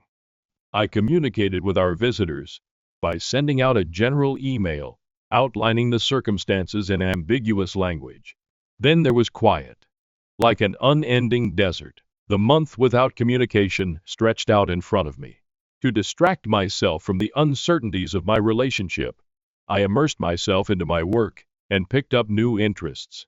I initially incessantly checked my phone, half hoping, partly expecting to find a message from him. However, I noticed that I was checking less and less as the days stretched into weeks. During our connection, I began to rediscover aspects of myself that I had previously allowed to slip away. I started painting again, got back in touch with old acquaintances, and even went to the beach for a weekend by myself. I experienced a mixture of dread and excitement as the month's end drew near. Another part of me, which was getting stronger every day, questioned if perhaps this separation was for the best. But I still wanted to see him again, to see if we could salvage what we had. I received a call from an unknown number the day before our scheduled meeting. I heard a voice I hadn't heard in years when I responded. The shaky voice of my sister. "Please, don't get married to Emmy." Suddenly, my world began to shift on its axis once more. However, that is a tale for a future update.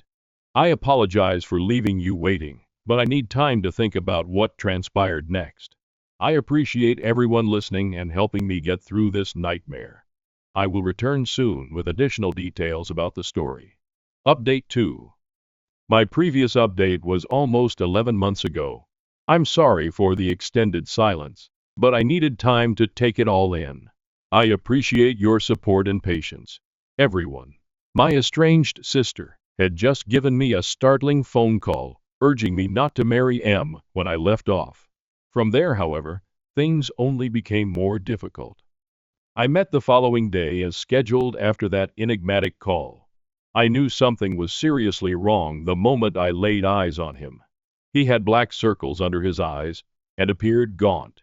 I was about to respond when he suddenly exclaimed, "I made a terrible mistake." My heart fell. My world was shattered by his next statement. With his voice hardly audible above a whisper, he admitted, "I married your sister." I briefly believed I had misheard him. How was it possible for him to wed my sister? Only a month has passed since our separation. I experienced a wave of nausea as the reality set in.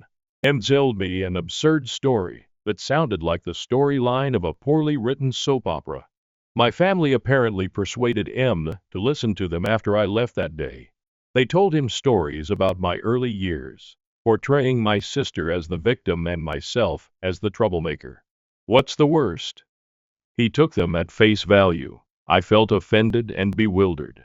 Your family seemed so sincere, and I thought maybe I didn't have the full picture. M attempted to clarify. I made a foolish choice. My sister and parents had hatched a complex scheme. To avoid being made fun of by his family, they proposed that M wed my sister for the ceremony. After the commotion subsided, they could have the marriage dissolved or divorced. Despite the absurdity of the proposition, M had somehow consented while he was confused and being manipulated. Stunned into stillness, I sat. I was so deeply and profoundly betrayed that I was at a loss for words to describe how angry and heartbroken I was. I got up at last. "I never want to see you again," I stated in a remarkably composed tone. "You, my sister, my parents, you're all dead to me now." The weeks that followed were a jumble of suffering, rage, and incredulity. Unable to face the world, I took a leave of absence from my job. Despite the support of my friends, I was distraught. During this depressing time, M's mother called me out of the blue. Something compelled me to answer the phone, even though I didn't want to at first. "Please," she said in a tearful voice. "I must see you. You must be aware of something." I agreed to meet her against my better judgment at a little park close to my place we first met. Her eyes were red from sobbing, and she looked terrible. She disclosed the whole scope of what had happened. M had been duped by my family, who had played on his fears and fed him tales about my background. They had persuaded him that I was unstable, and that I had fabricated tales about my family in the past. But why would he believe them over me? Still having trouble understanding? I asked. Tragically, she shook her head. He had a susceptible condition. Your relatives took advantage of the fact that your abrupt departure had unsettled him. She clarified that M's family had opposed the hurried union with my sister. Despite their attempts to dissuade him, M had carried out the plan while in a confused and manipulated state. And now? I inquired, fearing the response. Your sister won't get a divorce from him. By threatening to demand a large amount of alimony if he attempts to leave her, she has been dragging the marriage along. However, the disclosures did not end there. She informed me that my sister had told them the truth about everything a few days prior while intoxicated. She acknowledged that all they had told him about me was false, and that they had trapped him. She even came clean about the essay that had been taken all those years ago. Her words, M has been devastated since then. He'd like to speak with you. He claims that he made the most significant error of his life, and is unsure of how he would ever be able to apologize. Perhaps you can speak and decide what to do next, he hopes. With my head spinning from all this new knowledge, I gazed at her. I felt somewhat vindicated because the truth had finally surfaced. However, a greater portion of me was just worn out. Well, I answered in a stern tone, thank you for sharing all of this with me. But M and I are no longer a we, he decided. Regardless of their marital status, he is now my sister's husband. I refuse to interfere or assist him in getting out of this situation. When I said this, she sobbed and begged me to change my mind. But I refused, telling her my decision is final. I've moved on from that phase of my life. I'm unable to reopen those wounds. She texted me several times over the course of the following few days, urging me to speak with them, but I didn't reply. All of this was too much for me to handle anymore.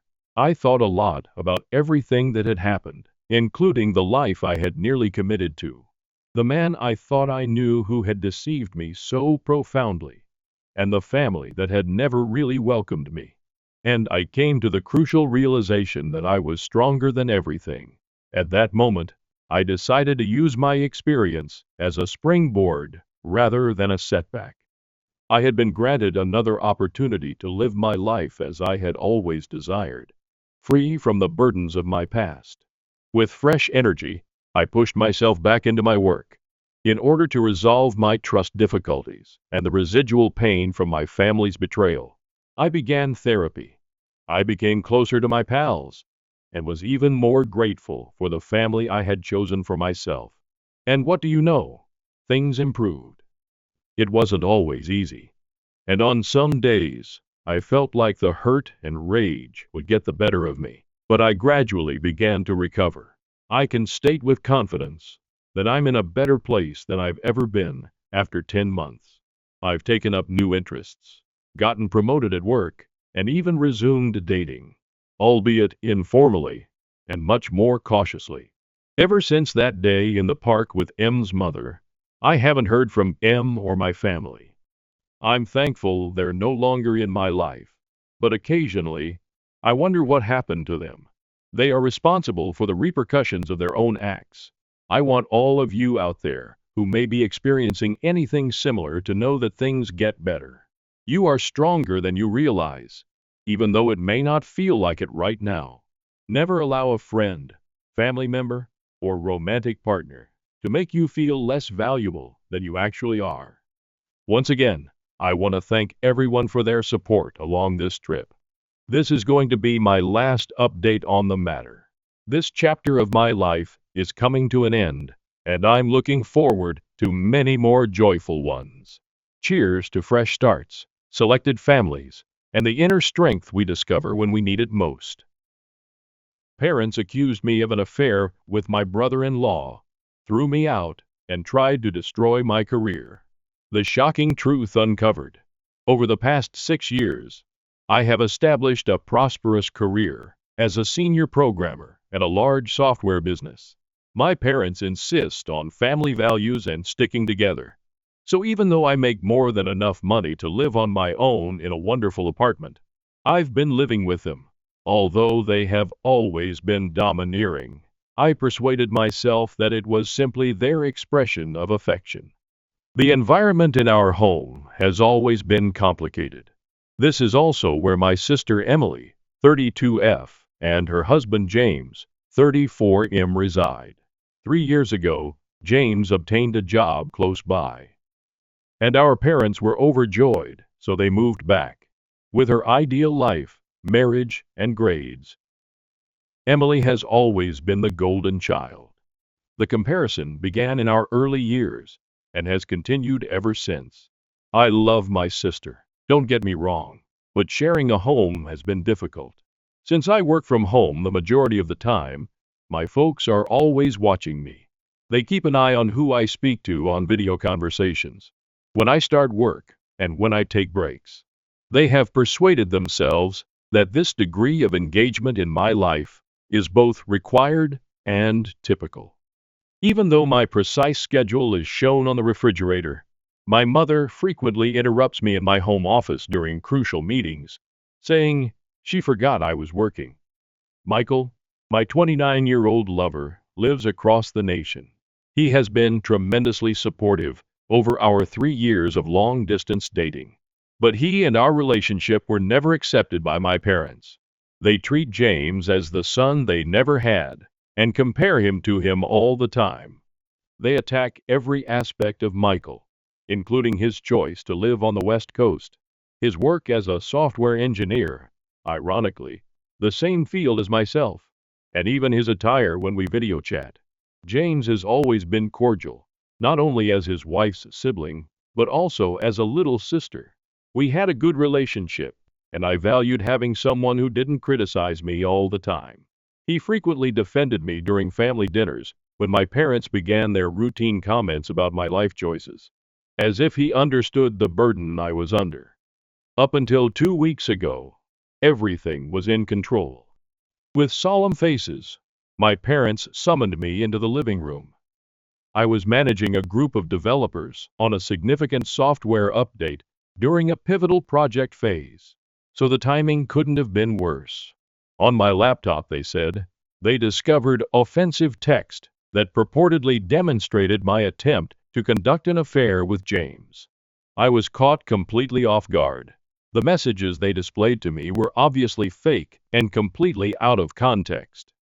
Some appeared to be completely made up, while others were excerpts from business exchanges that had been altered to appear suggestive. I attempted to explain that I'm really in love with Michael, and that James is like a brother to me. So I would never do anything like that. They wouldn't look, even when I promised to show them my actual message history. They refused to pay attention. I've always envied Emily's happiness, my mother said, sobbing. And she should have anticipated this because of my rebellious nature. I was a disgrace to the family, according to my enraged father. In the midst of the largest project of my career, they gave me a 24-hour notice to leave the house, a 24-hour notice to pack up my entire existence. I called my grandparents in tears and desperation. They have always been my refuge and our family's sane voice. They immediately believed me after I showed them the actual mails and gave them all the details. They took me in, provided me with housing, and helped me get through this ordeal. In order for me to continue working, my grandfather even assisted me in setting up a makeshift home office in their spare room. My father was furious to learn that I was staying with them. When I wasn't there, he actually came to their house and yelled at them for enabling me and undermining his authority. My father became even more irate when my grandfather refused to back down and stood up for me. Declaring he would never talk to them again, he stormed away. I was devastated to see my grandfather, who was normally composed, trembling with rage following that altercation. When my father began getting in touch with my place of employment, things got worse. He made outrageous charges about my inappropriate behavior and unstable mental state in emails he sent to my manager and the Human Resources Department. He even made an attempt to persuade them that I was giving competitors access to company secrets. Fortunately, my manager has been understanding, and my work history speaks for itself. However, the strain is having an adverse effect. It has been embarrassing for me to have to explain these private matters to my staff. Then my granddad unexpectedly died yesterday. The agony is intolerable. He was more than simply my grandfather. He was also my confidant, my guardian, and the one who always had faith in me. The fact that my parents did not attend the funeral only makes it worse. They had left town. Later, when I was organizing my grandfather's funeral, I discovered through my cousin that they were actually on vacation, sharing photos from a beach resort on Facebook. Every happy picture they shared made my heart ache. Taking an emergency leave of absence from his job, Michael flew in to support me during this trying period. My parents appeared out of nowhere as soon as he got to my grandparents' house. As though Michael's presence was somehow improper, my father icily inquired as to why he was there. I eventually lost my temper at that point. I asked them who they believed had taken care of all the funeral planning, who had supported Grandma during her most trying time, who had stayed up late planning the ceremony, calling family, and interacting with the funeral home while they were taking selfies on the beach. Then, in an unsettling development, my father's entire personality altered. A disturbing peace took the place of the rage in his eyes. He became oddly calm and said he wanted to forgive me for what had happened with James and let the past be the past. He said he would let me stay with Grandma, but only if he got what was rightfully his. I understood exactly what he was after. Therefore, I was horrified by the abrupt change in his demeanor. My grandfather had been quietly successful with his investments over the last few years. My father desired his inheritance because he had accumulated a sizable nest egg. He had the gall to come and demand money after everything they had done to us, and after leaving us during the funeral. He was unaware, however, that Grandpa had anticipated this. While organizing Grandpa's study the day following the death, we discovered a note hidden in his desk drawer. All it said was, "Call Bob." Bob, who had visited him multiple times over the years, was both his lawyer and an old friend. We found out that Grandpa had left everything to me when we got in touch with him. I now owned every cent of his savings. Grandma would always have a place to live, protected from anyone who would try to take it away from her, thanks to the house being signed off to her. My father broke his cool exterior when I told him this, as he accused me of controlling Grandpa and turning him against his own son. His face flushed with anger. He went on a tirade about how he deserved his parents' money and how he had always supported them. He was the one who had left his family to pursue his greed. So it was almost comical that he was accusing me of deception. In an attempt to persuade me, my mother said things like, "Didn't you try to take away your sister's happiness? You now wish for us to suffer as well." However, I refused to back down. Grandpa had made up his mind, and I was going to respect it. I clarified that Grandpa had only recognized where their priorities lay and that Bob, his attorney, could confirm all I said. I also said that there was no conspiracy. The tension in the air was oppressive as they departed. As I watched them leave, I felt both relief and grief. Relief that Grandpa had kept us safe, even when he was not around, and sadness that my connection with my parents had reached a breaking point. I'm now concentrating on reconstructing my life and caring for Grandma. Throughout it all, Michael has been amazing, offering consolation and support when I needed it most. However, I can't help but wonder whether there was anything I could have done differently to avoid all of this suffering. Reddit. I realize this post is lengthy, But I had to get everything out. Everything has become more problematic because of the inheritance situation. And I'm worried that my parents might try something extreme. I would be grateful for any guidance on legal protection. Has anyone else experienced a similar situation? How did you respond to it? Update 1. Things took a turn for the worst a few days after my last update. Apparently not satisfied with simply pestering my workplace, my father has begun reaching out to our company's customers. I learned this when a representative from one of our largest clients pulled me aside in a virtual meeting to voice concerns about upsetting emails they had received about me. These emails were kindly forwarded by them. My father was methodically attempting to damage my work relationships after he somehow managed to obtain our client list. According to the emails, I was a volatile individual who was stealing business secrets and taking advantage of older family members for financial gain. The fact that he disclosed information regarding customer projects that he shouldn't have known about is very troubling. Now, since he works for a partner company, I'm wondering if James was giving him false information. The legal department of my business has been engaged. In addition to the possible harm to my reputation, they are taking this extremely seriously because my father's activities are endangering business partnerships. My parents received a cease and desist letter from them, which only appears to have made them more angry. My parents have responded by launching a full-scale campaign against me on social media. In order to disseminate their story, they have made numerous phony personas, in addition to publishing on their own ones. The stories they are narrating are getting more complex. They now assert that I have been deliberately deceiving my grandfather for years, and that I somehow planned out his whole investing strategy to suit my own interests. They are unaware that I discovered something startling while looking through more of Grandpa's documents.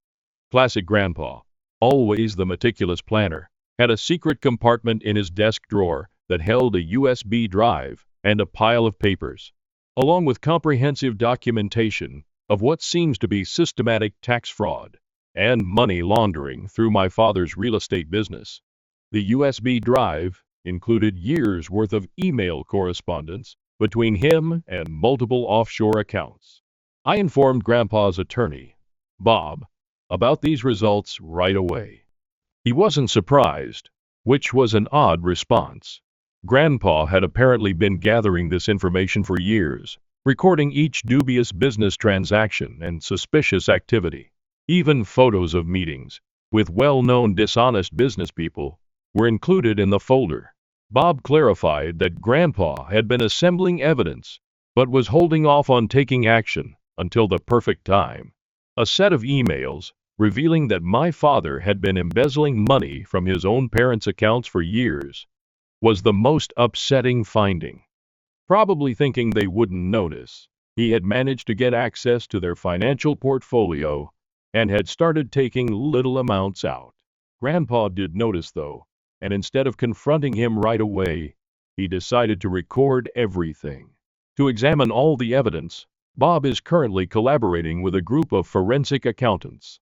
According to him, we have more than enough to possibly file criminal charges, in addition to defending against any legal claims my parents might make. I have mixed feelings about this. While I desire justice, I still find it difficult to imagine my own father being charged with a crime. James's eagerness to return to my parents' house is further clarified by the evidence. He and my father exchange a number of emails about business prospects that seem eerily similar to Ponzi scams. I'm beginning to question whether the entire charge that I attempted to woo James was a preemptive move, meant to discredit me should I ever find out what they were doing. In the meantime, my mother has started calling my grandmother every day, alternating between threatening her and guilt-tripping her. The most recent strategy is asserting that my father's health is suffering due to the stress of my betrayal, and that I will be held accountable if anything were to happen to him. On Bob's recommendation, my grandmother, God bless her, has begun recording these calls. We've put in new cybersecurity procedures and placed security cameras throughout the house to keep ourselves safe. Bob suggested that I freeze my credit and assisted me in securing all of my accounts. When my parents see their intimidation strategies aren't working, he fears they may attempt a financial retaliation. My job has been suffering due to the stress, but in a surprising turn of events, this has improved my standing inside the organization. My manager has been tremendously supportive after seeing the proof of my father's harassment campaign. My application for a completely remote job has been expedited, so I won't ever have to worry about working from my parents' house again. Throughout it all, Michael has been my pillar of support. In a spare room at my grandmother's house, he has assisted me in setting up a safe home office with backup systems and secured communications. We're also talking seriously about his moving to a job nearer to me, but I'm concerned that this would make my parents even more of a target. To help me cope with everything, I've started going to a therapist. She is assisting me in realizing that I am not to blame for anything, and that it is acceptable to feel both love and resentment for my parents.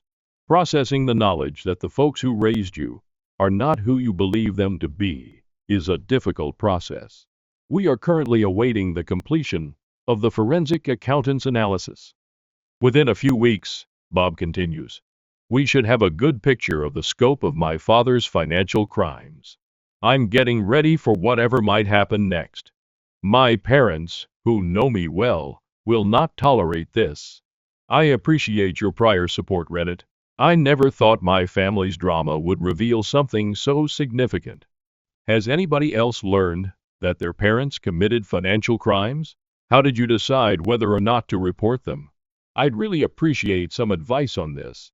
Update 2. Emily arrived at our home this morning without warning. As I prepared myself for another altercation, I saw a broken lady instead of rage. Her normally flawless appearance was unkempt, and her eyes were red and puffy. She broke down in tears before I could even inquire what was wrong. She sobbed and told what had transpired. James had been in Chicago on a purported work trip.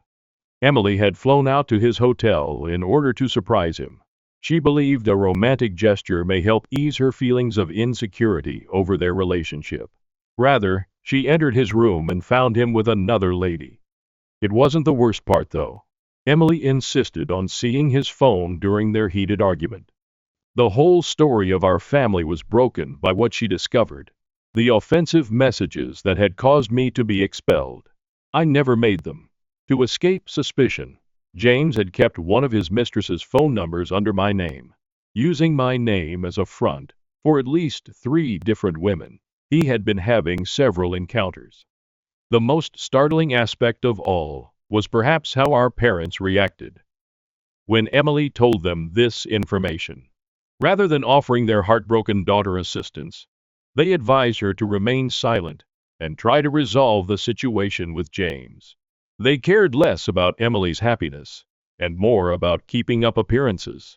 To spare the family the shame of a divorce, they even advised her to forgive him. Then, Emily found something much more unsettling. She discovered emails on James's laptop that showed he and our father had been involved in more than just family affairs. Together, they had established a number of shell corporations to conceal funds from investors and taxes. James has been directing contracts to these shells at exorbitant pricing by virtue of his position at his company. Accounts in Switzerland and the Cayman Islands were found via the money trail. Emily discovered pictures of James having meetings with strangers, all of which were stored in a secret folder called insurance. James appears to have kept records of everything, most likely for protection against any attempts to expose him. Another realization dawned on me as Emily told me these specifics. Not only was the inheritance at the center of the recent harassment of my clients and workplace, but it was also a frantic attempt to discredit me before I might learn of their financial machinations. They thought I might eventually find their digital trail because I work in technology. My sister is currently residing at Grandma's house with us. She is working with Bob to document what she has discovered and has filed for divorce. In addition to harming James, The data she presented could have disastrous consequences for our father. She discovered certain transactions that were exactly in line with the documents Grandpa had been gathering. The irony of it all? For years, James had been living beyond his means, using the proceeds of these illicit operations to fund his numerous affairs. In addition to wanting to be near James's place of employment, they moved back in with our parents since they were having financial difficulties as a result of his extravagant spending on his covert life. Through all of this, Emily has shown incredible bravery. She has already discussed her findings with the FBI, who are especially curious about the financial fraud's global components. She has been informed by the investigators that this case may be worth millions of dollars. Our parents' approach has entirely altered. They are now attempting to argue that they were duped by James and were unaware of the true situation. However, the data points to a different conclusion. Documents we have discovered reveal that our father was the mastermind behind numerous of these plots, with James acting as the front man for his business. Emily is suffering from the stress of it all. For the first time in our adult lives, we have been spending evenings discussing things, and she has begun visiting her own therapist. She has repeatedly expressed regret for not trusting me and for allowing James and our parents to influence her. Since she was just as much a victim of their manipulation as I was, I have forgiven her. Grandma has been incredible during this entire ordeal.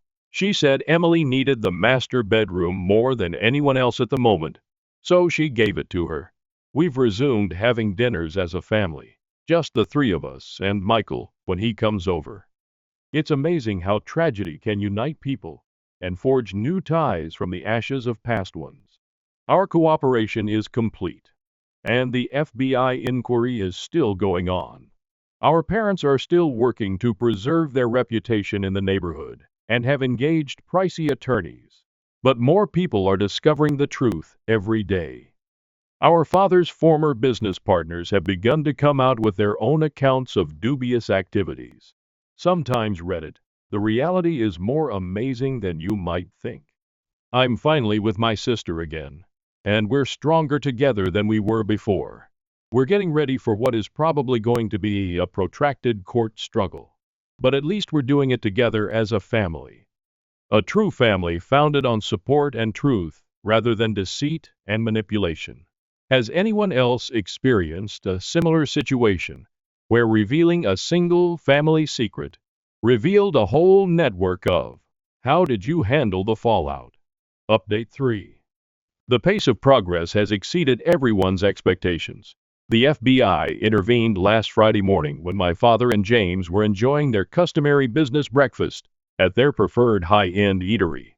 I will never forget the expressions on their faces as they were carried out in handcuffs, directly in front of the city's most affluent business community. In an instant, their meticulously constructed image of prosperous business people fell apart. Teams attacked their offices, our parents' home, and a number of storage units we were unaware existed, as part of the coordinated raid that took place in numerous locations at once. They discovered proof of a three-continent money laundering scheme, offshore account details, and decades worth of fake documents. Over $50 million is the preliminary estimate of the whole scam. However, that wasn't even the most fulfilling aspect. Do you recall the pictures James had saved for insurance? As it happens, he wasn't the only one who kept records. 3 of his ex-girlfriends came forward with pictures, emails, and text conversations dating back years. They had been silently constructing their own case and were all aware of one another. The finest aspect. For months, they had been collaborating with the FBI. James's recent business travels were watched, and every transaction was recorded. As one might anticipate, my mother's response to the arrest was quite predictable. She made an effort to play the victim by saying she was unaware of their illicit actions. When the FBI disclosed that they had recordings of her actively engaging in money laundering through her charitable foundation, that story completely collapsed. All those lavish galas she held to raise money, simple plots to wash up shady finances. There has been extensive media coverage. The story was carried by all local news channels, and even by several national ones. Prominent businessman and son-in-law arrested in multi-million-dollar fraud scheme. The headlines continued to appear. Overnight, my father's meticulously cultivated reputation as a community leader and benefactor was destroyed. The reaction from their social circle was fast and harsh. Those who once admired them at charity functions now act as though they had never met them. Their church requested that they resign from all committees, and the country club canceled their membership. In an effort to protect their own reputations, former business partners are going out of their way to assist the authorities. James's business quickly distanced itself from the situation. He was fired right away, and they are completely assisting with the investigation. As it seems, he had also been defrauding them by inflating contracts and keeping the difference for himself. His name has become poisonous in the sector, and his professional reputation has been utterly wrecked. What the forensic accountants at the FBI discovered made me laugh aloud. Grandpa left that property in the trust in Florida. It was more than simply a dilapidated house. It held the secret to their whole scheme. Grandpa had purchased it especially to serve as evidence after learning that it was being used as a front for money laundering. He was aware that the property inquiry would reveal everything if they attempted to challenge the will. Even from the afterlife, he played them like a chess master. James and my father both agreed to plea bargains last week. The punishment is severe. My father will serve 15 years in federal prison. James will serve 12 years, and all assets related to their crimes will be forfeited. For the remainder of their lives, they will both be making restitution. Next month, my mother will be sentenced to 8 to 10 years in prison for her involvement in the money laundering conspiracy. After all of this, Emily is stronger than ever. She started her own business with the settlement, which was the little money left over after asset forfeiture, once the divorce was finalized. We've never been closer since she moved into a comfortable apartment close to Grandma's house. Our parents worked very hard to sever the sister link, but it has since become indestructible. There was more karma to come. Do you recall how my parents attempted to ruin my reputation in the workplace? The board of my organization was so pleased with my handling of the matter that they elevated me to the position of Director of Security Operations. I now oversee a group of people that work to stop the exact type of scam that James and my father perpetrated. Last month, Michael relocated here, and we recently purchased a home a few blocks away from Grandma. By the way, she's doing fantastically. She used her experience to help others by starting a support group for families impacted by financial fraud. What about the valuable social standing of my mother? When I last heard from her, her old pals were openly avoiding her while she was shopping at the bargain grocery store. Her friends have made it apparent that she is no longer welcome in their group, and her expensive jewelry and clothing have all been confiscated. According to Reddit, justice isn't always served without flawless karma. Despite going through a lot, my family has emerged stronger, closer, and wiser. I want to express my gratitude to everyone who helped me along the way, and to everyone who has experienced similar betrayals in their family. Never give up. When the truth finally surfaces, it's a magnificent moment. Parents used my wedding fund for my twins' lavish celebration, so I finally cut them off, but now they're back needing my help. I, 28, must explain everything here. I've had this rivalry with my twin sister Emily for as long as I can remember. In my case, it wasn't just between us, but I suppose that's normal for siblings. Without even recognizing it, my parents were deliberately pressuring us into it. I was just there, and they've always treated Emily like she's something unique. I'll tell you why this occurred. Emily is precisely 12 minutes my senior. You heard correctly, 12 minutes. It seems that's all it takes to be my family's golden child. Emily was their miracle baby, the one who could do no wrong from the day we were born. I wasn't a horrible kid or anything, but she always received the credit for whatever I did. My first recollection of this partiality dates back to kindergarten. Both of us participated in the school play. I played the main part in Little Red Riding Hood, and Emily got 2 lines as a flower. Emily started crying on stage during the concert after forgetting her lines. My parents missed my entire performance as they hurried to console her right away. Later that evening, they didn't even recognize my accomplishment. All they could speak about was Emily's bravery for trying. For the duration of primary school, this pattern persisted. Emily would be told, "Oh, honey, you tried your best," if she received a C on an exam, but I would hardly be acknowledged if I received consecutive A's. I recall working on a science fair project about renewable energy for weeks in 4th grade. I conducted research, constructed models, and even spoke with regional environmental specialists. When I handed my parents the blue ribbon for winning first place, they hardly gave it a glance. Emily had a difficult day during volleyball practice, but that's still wonderful. Can we discuss this at a later time? After that, I stopped showing them my honors. The worst thing was that they made no effort to conceal their partiality. My dad used to make jokes at family get-togethers about how Emily was their firstborn and, despite the fact that we are twins, those 12 minutes somehow made her the older sister. Emily is our responsible one. She looks after her younger sister, he would remark. I was standing there, listening to them reduce me to Emily's shadow and nothing more. Things started to have a significant psychological impact on me in middle school. I became quite driven to prove myself. I joined as many clubs as I could, including the student council, the debate team, and the math club. I was motivated to excel at everything, so I studied late into the night. Emily, on the other hand, coasted through, doing very little but somehow receiving more attention and recognition. One particular incident in particular sticks out. I was selected to compete in the state-level mathematics competition on behalf of our school in the 8th grade. I prepared for months, frequently studying until 2 or 3 in the morning. Emily had a recreational soccer match on the same day as the competition. In addition to not showing up to help, my parents didn't even inquire about how I was doing. All they could speak about, when I brought home the trophy for 2nd place, was how Emily needed to be cheered up because her team had lost their game. With greater stakes, high school was more of the same.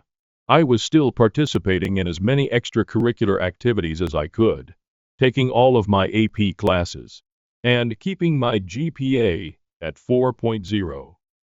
Emily spent much of her time at parties, and barely kept up a C average.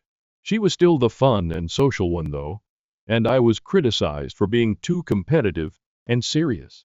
The discrepancy was brought to light during our senior year. Because of my academic accomplishments, I was named valedictorian, accepted on a full scholarship to a top university, and even had an article in the local newspaper. Emily enrolled at community college after barely graduating. However, my parents bemoaned Emily's failure to get into her first choice school for the whole of our graduation celebration, which was meant to be for the two of us. In their address, they made no mention of my accomplishments.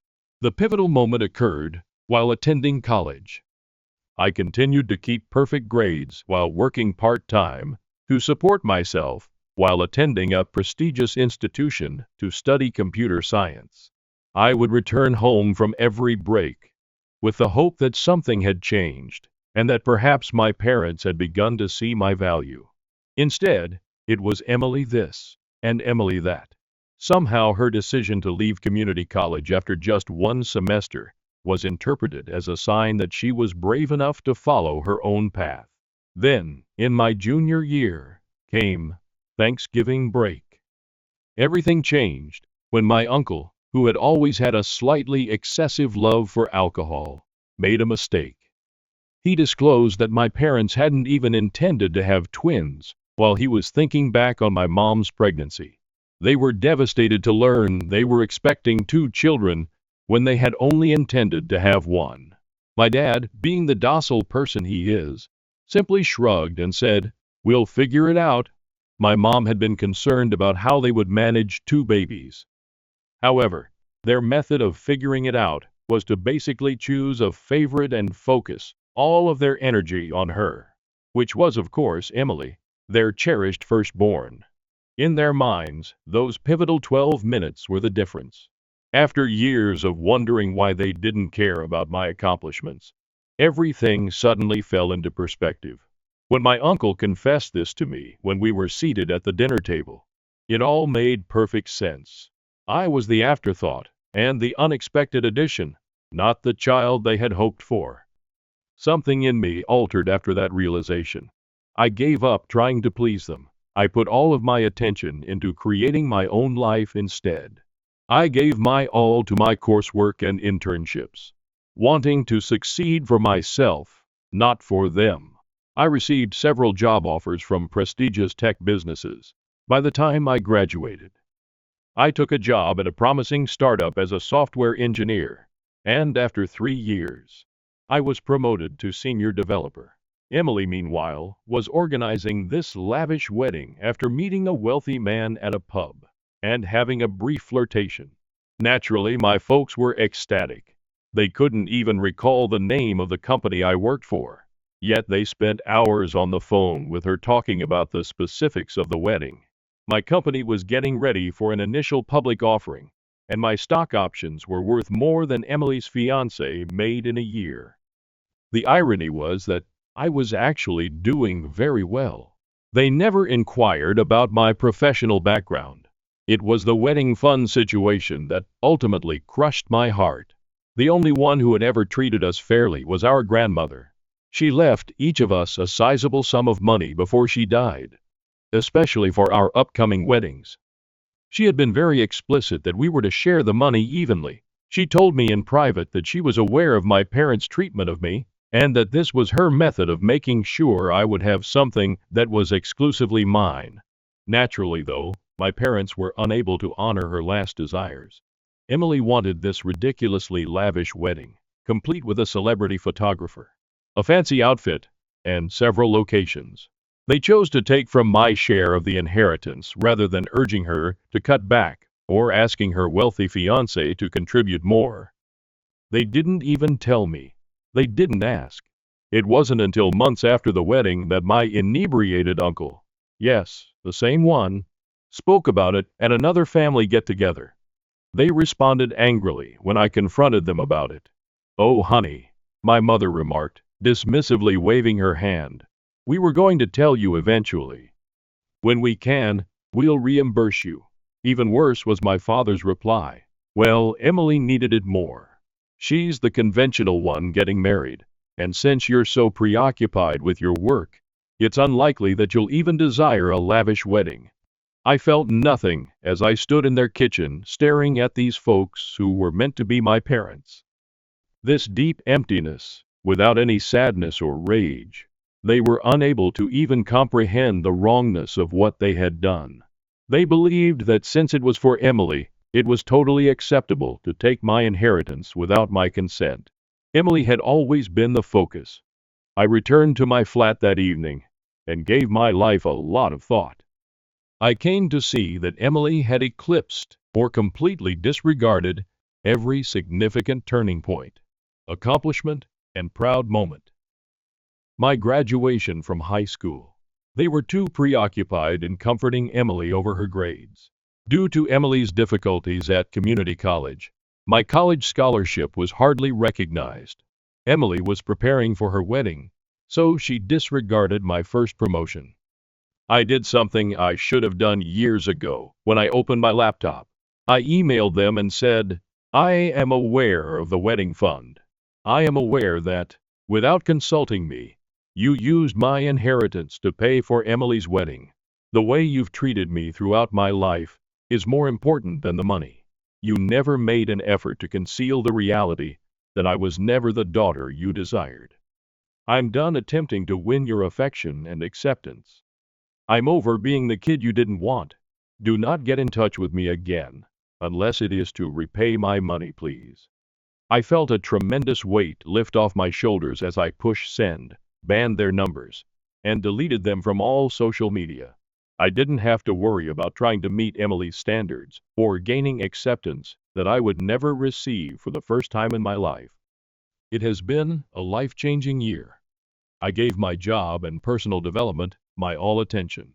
My stock options are now worth more than Emily's whole wedding expenses because our company's initial public offering, IPO, was a success. I started therapy to address my childhood trauma, purchased my own home in a desirable area of the city, and formed sincere friendships with individuals who genuinely respect me for who I am. Occasionally, Emily makes an effort to connect with distant family members or mutual friends.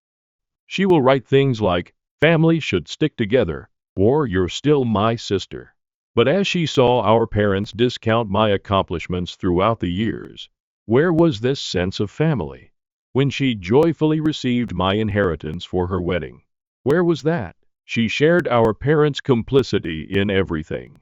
Some relatives have attempted to place the blame on me by claiming that I'm being too severe, that blood is thicker than water, and other such things. However, these are the same individuals who silently observed my parents' years-long favoritism of Emily. They remain silent after seeing my treatment. They are no longer able to express an opinion. It's interesting, because cutting them off has made me realize who my true family is. My therapist, who is helping me see that none of this was my fault. My coworkers, who applaud my accomplishments. And my college best friend, who assisted me in moving into my new home. The ones that genuinely care about me are these. I have been offered a role as team lead at the firm I work for, which recently launched a new office in a different state. I'm making a decision for the first time in my life, without considering how it will compare to Emily or what my parents will say. And it's a great opportunity. It feels amazing to be living my life for myself. Am I the jerk for cutting them off entirely? Reddit? I often question whether I'm being overly dramatic. But every time I consider the possibility of getting back in touch with them, I reflect back on all the years I spent feeling inadequate, and I know I made the correct decision. It's going to get even more complicated now, though, and I need your honest thoughts on what I should do next. Update 1. 2 weeks ago, everything changed drastically. My phone began ringing with several calls from my uncle when I was in the middle of a team meeting. My initial reaction was to ignore it because family calls always indicate turmoil.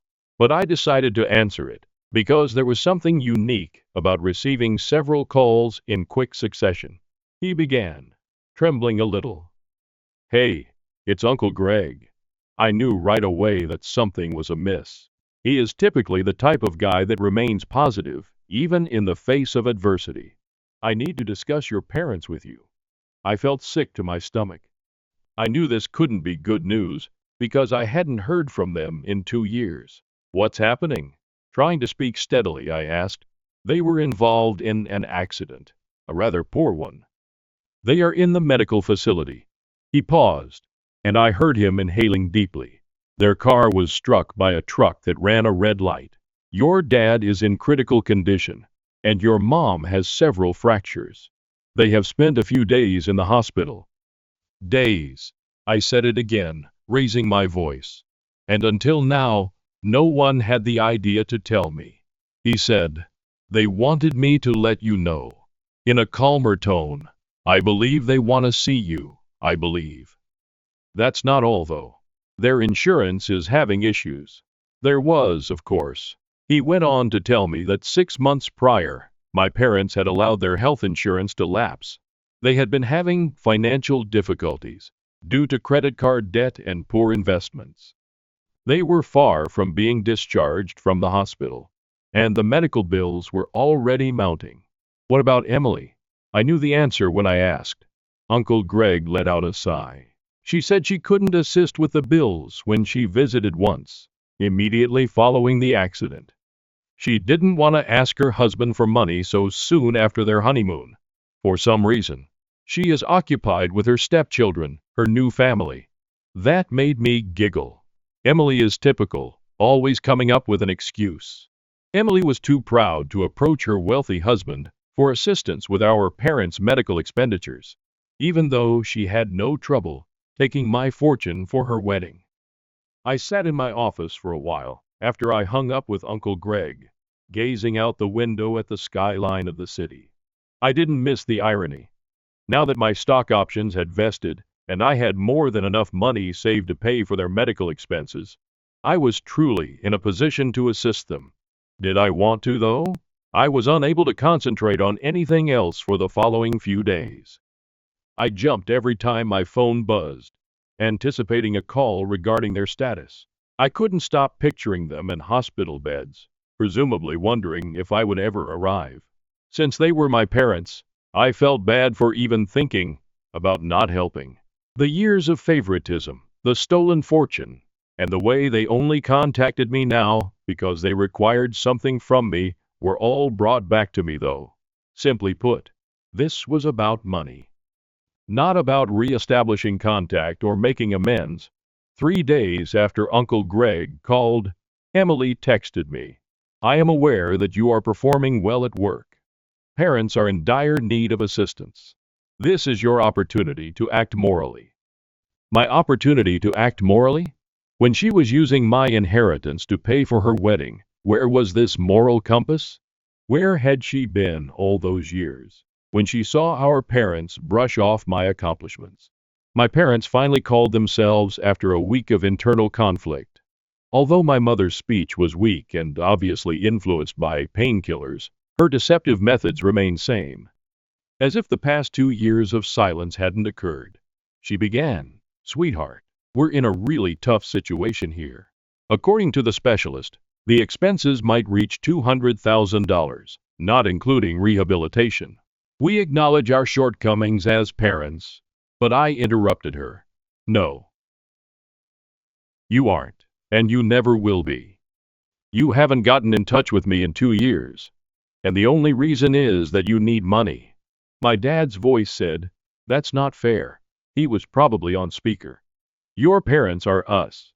Family supports family." That statement, "family helps family," set me off. Anger that had been bottled up for years came to the surface. Family helps family. I said it again. When you used my inheritance to pay for Emily's wedding, where was that feeling? When you missed my college graduation, where were you? Where did you neglect every significant event in my life because you were too preoccupied with showing your admiration for Emily? After a brief period of silence, my mother began to cry. Those recognizable, cunning tears I had heard so many times when she wanted to make me feel bad. She said, "How can you be so cruel? The hospital is where we are. Your dad may require surgery. Will you truly desert us at this point?" I inhaled deeply before uttering the words I had been wishing to say for years. "Yes, in fact. Yes, I am. All my life you emotionally abandoned me. You just thought of me as Emily's shadow and your fallback option. Now that Emily is refusing to assist, you turn to me. No. I will no longer be your last option. Starting with, but we're family." My father said. "No," I cut in. "We're not. Since you determined that Emily was the only child deserving of your love, we have not been family. I'm finished. Never get in touch with me again." After hanging up, I blocked their numbers once more. I then texted Emily one last time, saying, "They're also your parents. Try it yourself." The days that followed were extremely difficult. I would always have these moments where I would doubt my choice. Was I being too severe? Despite all, should I still assist them? But every time those thoughts surfaced, I was reminded of how they had treated me throughout my life, and how they had only ever contacted me when they wanted something. Yesterday, Uncle Greg gave another call. He attempted to guilt trip me by claiming that my parents required physical therapy and surgery since their health was deteriorating. He said they might lose everything and that they were discussing remortgaging their home. The problem is that I have no responsibility for their financial difficulties. They made their decisions. They decided to give Emily preference. They decided to squander the money I left them. They decided to allow their insurance to expire. They are currently dealing with the fallout from their decisions. Some may accuse me of being heartless. Perhaps I am, but I've been striving to be good enough and win their love my entire life. And I'm done. I am no longer the fallback option. When Emily refuses to take charge, I'm done being the one who has to make all the repairs. For the first time in my life, I'm choosing myself, even though I realize this makes me seem callous. My mental well-being is more important to me than their guilt trips. My financial stability is more important to me than their shoddy preparation. Reddit. I know I previously questioned whether I was the jerk for cutting them off, but I need to know if I'm the jerk for not helping them pay their medical costs. This one even seems unclear to my therapist. While I feel bad about it, I also think that this is just another instance of them only wanting me around when they need me. And believe me, the narrative doesn't end here. The situation is going to become considerably more intricate. Update 2. My life took yet another drastic change. 3 days ago, I was enjoying a peaceful evening at home after a very demanding workday, during which we had completed preparations for the opening of our new office. My doorbell rang at precisely 08:07 p.m. when I was studying some project paperwork, enjoying a glass of pricey red wine and some classical music playing softly in the background. I hadn't ordered anything, and most of my friends normally text before coming over, so I wasn't expecting anyone. I froze, staring through the peephole. Emily was standing there looking like the affluent trophy wife she had become, complete with a fashionable gown, flawless makeup, and a $15,000 Hermes Birkin purse in her hand. I was aware of the irony. That bag alone could have paid for a sizable amount of our parents' medical expenses. I briefly thought about acting as though I wasn't home, but throughout the previous few weeks, I had undergone a transformation. I was no longer the person who squirmed around Emily. She had intimidated me for too long, and I had allowed her to win. No more. I opened the door with my cool, controlled and slightly dismissive corporate boardroom demeanor. Leaning against the doorframe, I remarked, "Well, if it isn't my dear sister, what brings you to my humble abode?" Without waiting for an invitation, she swept by me and entered my apartment. Emily's usual behavior.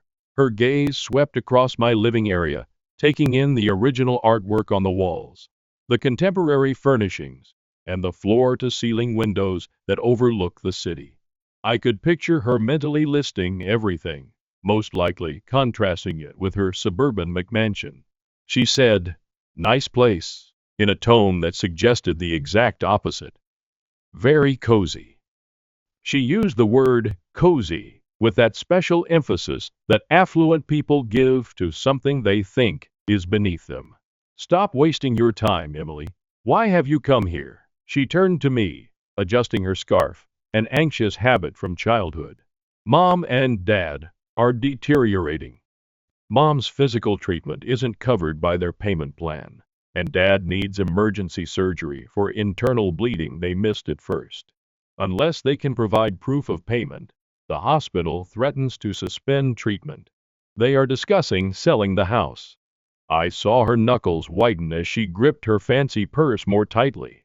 Emily in her classic form. She was clearly preparing for something. And that's my problem, because I arched an eyebrow, purposefully imitating her patronizing tone from our early years. "Because you can help them," she said, her immaculate exterior beginning to falter. "I am aware that your business went public. I checked the pricing of the stocks. I conducted research. You've got the cash." That made me giggle. The sound which was perhaps rougher than I intended, reverberated off the walls of my flat. "Oh, you have been monitoring me? How intriguing. Before using my inheritance to pay for your wedding, did you do this much research? Or prior to your own refusal to assist them? In all this, where is your wealthy husband?" Emily's face turned red. Another vivid memory from my early years. Her dramatic outbursts, which always ended with our parents comforting her, were always preceded by that flush when we were little. "That's different," she stammered, as her poise continued to falter. "I now have a new family. I have obligations. Consider stepchildren. We each have our own financial plans, James and I. When a family situation arises, I can't just throw money at it." "Can't just what?" With a strong voice, I interrupted her. "Can't you simply assist your parents, who have given you everything, who paid for your wedding with my inheritance, who prioritizes you the most, who didn't attend my college graduation to assist you with your apartment move? Those parents." She waved her hand dismissively and said, "That's ancient history." But I saw that she stepped back. "This is roughly right now. You're being selfish, and they need help." Her use of the word selfish was the last straw. A lifetime of repressed rage and bitterness abruptly solidified into a chilly, unambiguous goal. I went silently to my home office, picked up my laptop and a few papers off my desk, and then went back to the living room. "Emily, would you like to discuss money? Let's have a conversation." I rotated the screen of my portfolio dashboard in her direction. "Look at these figures. My stock options are these. I'll explain it to you in words you can comprehend. This is more valuable than James, your husband, will be in 3 years. That home of which you're so proud. If I wanted to, I could pay cash for it tomorrow." As she gazed at the numbers, her face turned white instead of crimson. I went on, bringing up papers such as my investment portfolio, my pay stubs, and the most recent offers I had gotten from rival businesses. But you're a tech worker." For the first time I could recall, she stumbled. "You're just a programmer." Her voice was small. "Emily, I'm now a senior development director. I was making something for myself, while you and your wealthy husband were playing home.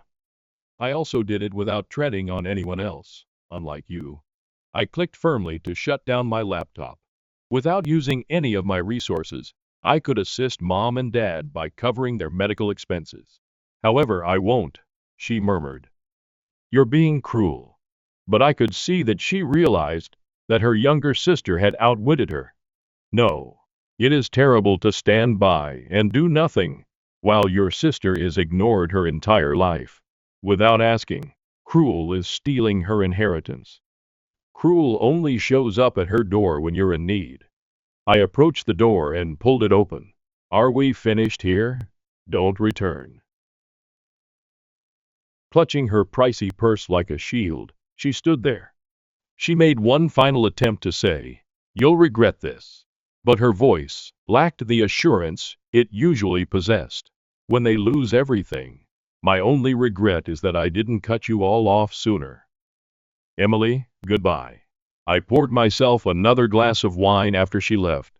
A $200 bottle I had been putting away for a special occasion, and this one felt like it. And then I went out to my balcony. In front of me, the city lights were a tapestry of freedom and opportunity. I felt totally free, for the first time in my life. No more living in Emily's shadow. No more feeling guilty. No more looking for approval. My phone was inundated with notifications the following morning. Apparently, Emily had spent the night phoning every member of the family she could get through to tell them how I had changed, how prosperity had made me callous and uncaring, and how I was leaving the family when they needed me most. Uncle Greg wrote me a very long mail on karma and family responsibilities. In response, I shared a comprehensive folder with the family group chat. It included scanned copies of my inheritance documents, bank statements that revealed how my money was used for Emily's wedding, text messages from Emily stating that she would not assist with the medical bills, despite her affluent lifestyle, and a breakdown of my current net worth that showed exactly how much I could contribute if I so desired. After that, the family conversation became very silent. Our cousin Angela was the only one to reply. Holy, you actually did it, didn't you? In fact, you were successful on your own. I worked on my future plans over the course of the following few days. In another state, I accepted the promotion, which came with a bigger package of stock options and a substantial rise. The real estate agent believes my apartment will sell for a lot more than I'm asking for in this neighborhood, so I put it up for sale. I've already begun searching for real estate in my new city. This time, perhaps a penthouse. Emily sent me one last text last night, which said, "Mom's crying every night because of you." I commented, she had years to cry about how she treated me, and included a screenshot of my inheritance paperwork in my response. Her tears are no longer effective. After that, I blocked her number and all of my other family contacts. Closing the last chapter of a book I should have finished years ago was how it felt. You have been amazing during this journey. Read it. Your encouragement made it clear to me that I wasn't alone in my feelings, and that it's acceptable to put oneself above harmful family members. Your remarks served as a constant reminder of my decision-making process whenever I had second thoughts. Recently, I received a message questioning if achieving financial success was worth sacrificing my family. The truth is, though, that I didn't lose any. Folks who never treated me like family in the first place were folks I broke free from. My achievement just gave me the courage to refuse their treatment. It didn't change who I am. I want to express my gratitude to everyone who told me similar stories, gave me advice, or just confirmed how I felt. When I most needed strength, you gave it to me. I will begin looking for a home in my new city next week. A new life, a new career, and a new home. For the first time, I'm looking forward to the future without being constrained by obligations to my family. AITA? To some perhaps. However, I've come to the crucial realization that sometimes being branded an asshole by toxic individuals is a sign that you're finally advocating for yourself. Reddit, thank you. I was able to discover my value and voice, thanks to you. My boyfriend won't ask for my hand. And now, my dad is staging a family boycott of our wedding. Is my boyfriend being selfish? Original post. I've been with my boyfriend, M25, for 3 years. We both just finished school and are finally ready for marriage. He proposed last week and I happily said yes. I could not be happier. I love him, and he is going to be an awesome dad someday. But my BF is in a very new school, and my dad is kind of old school. My dad was beyond mad that my boyfriend did not ask my dad for my hand before proposing. My dad said he was willing to hear my boyfriend's apology if my boyfriend formally asks for my hand at a dinner that my dad said he will pay for at the restaurant of my boyfriend's choosing. My dad feels like he is being very accommodating. He will bring my boyfriend's favorite wine to celebrate. I spoke to my boyfriend last night and he won't budge. He doesn't believe in that tradition. My boyfriend showed me an article online where a Pakistani woman was stoned to death outside a courthouse because she married a man against her family's wishes. This just happened. My boyfriend, who witnessed his father be abusive/possessive with his mom as a child, has always felt strongly that women are not property. He thinks the tradition of asking for her hand is repulsive. His point is that he's met my whole family and gotten to know them. He says they have always known his intentions, and he never made it secret that he was in love with me and wanted to marry me and have children. He feels he was done enough to announce his intentions, and all of them seem to approve of him. He says that, at this point, he only needs my approval to marry him, and nobody else's. So yesterday, my mom told me that my dad, who is not even speaking to me because I won't set my foot down with my boyfriend, is calling the whole family and telling them to not attend my wedding. My mom says that my boyfriend is the one treating me like property by not letting me have a say in his decision to not observe a tradition that my two older sisters' husbands observed. I told my mother that I understand where my boyfriend is coming from and that I have decided to do away with the tradition of him asking for my hand. So my mother is obviously mad and said that I should be ready for serious consequences. I asked her what, and she would not say. But from talking to my sister, she said that they would blackball us from all family gatherings. My two sisters and my mom have told me my boyfriend is being selfish. The wedding is set for August 9. I'm worried that nobody in my family will attend my wedding. Edit. I'm getting some comments about my boyfriend, asking for my parents' blessing instead of permission or hand. I just can't see the difference. There might be one, but I don't see it. Is there a big difference? TL.T. My boyfriend won't ask my dad for my hand in marriage, and my parents is having my family boycott my wedding and threatening other consequences. Relevant comments, Oopie. Thanks for the congrats and comments. I was just thinking as I read some comments here. One comment said that my parents should not have staged the boycott either way. So maybe the boycott signals something more than just my father wanting to be included in some way. I don't know. I'm now worried that the boycott and calling all my relatives signals more controlling issues that my dad has that I never noticed before. My two older sisters had no problems with their wedding because they did everything the way my dad liked. So I'm scared now that maybe my boyfriend is right, that it's not just a tradition. Deleted? My dad feels like he is being very accommodating. No, both he and your mother are being controlling. And they are attempting to make you choose between your fiancé and them. Choose your fiancé. Otherwise, you're setting precedent for this type of behavior interference for the rest of your marriage. Oh, P. This is what I'm afraid of. My fiancé and I don't practice Catholic religion like my family does. So I wonder what will happen when my kids aren't baptized and all that. Pasta Nazgul. You two need to have a discussion about how the children will be raised religion-wise, now before you have the child. Just advice from someone who learned the hard way. Oop, we did. We don't want religion in our children's lives. We decided that education is going to be the focus, and they will make their own minds up about religion once they are educated adults. I grew up Catholic, but I don't want that for my kids. My husband grew up somewhat Christian, and he still believes in God, but he doesn't want religion to be a part of our family either. We have talked about this subject to death. You're right. It's very important. I realize we might change our minds later. Who knows? But my family doesn't know about this. I have a feeling after this boycott that my parents will stage another one when they find out we won't be Catholic. Update. The wedding went on as planned. My parents stuck to their guns and boycotted. One of my two sisters attended, and is now happily blacklisted from our family. Nobody else from my entire family showed up, including my two brothers. The wedding was a little unconventional.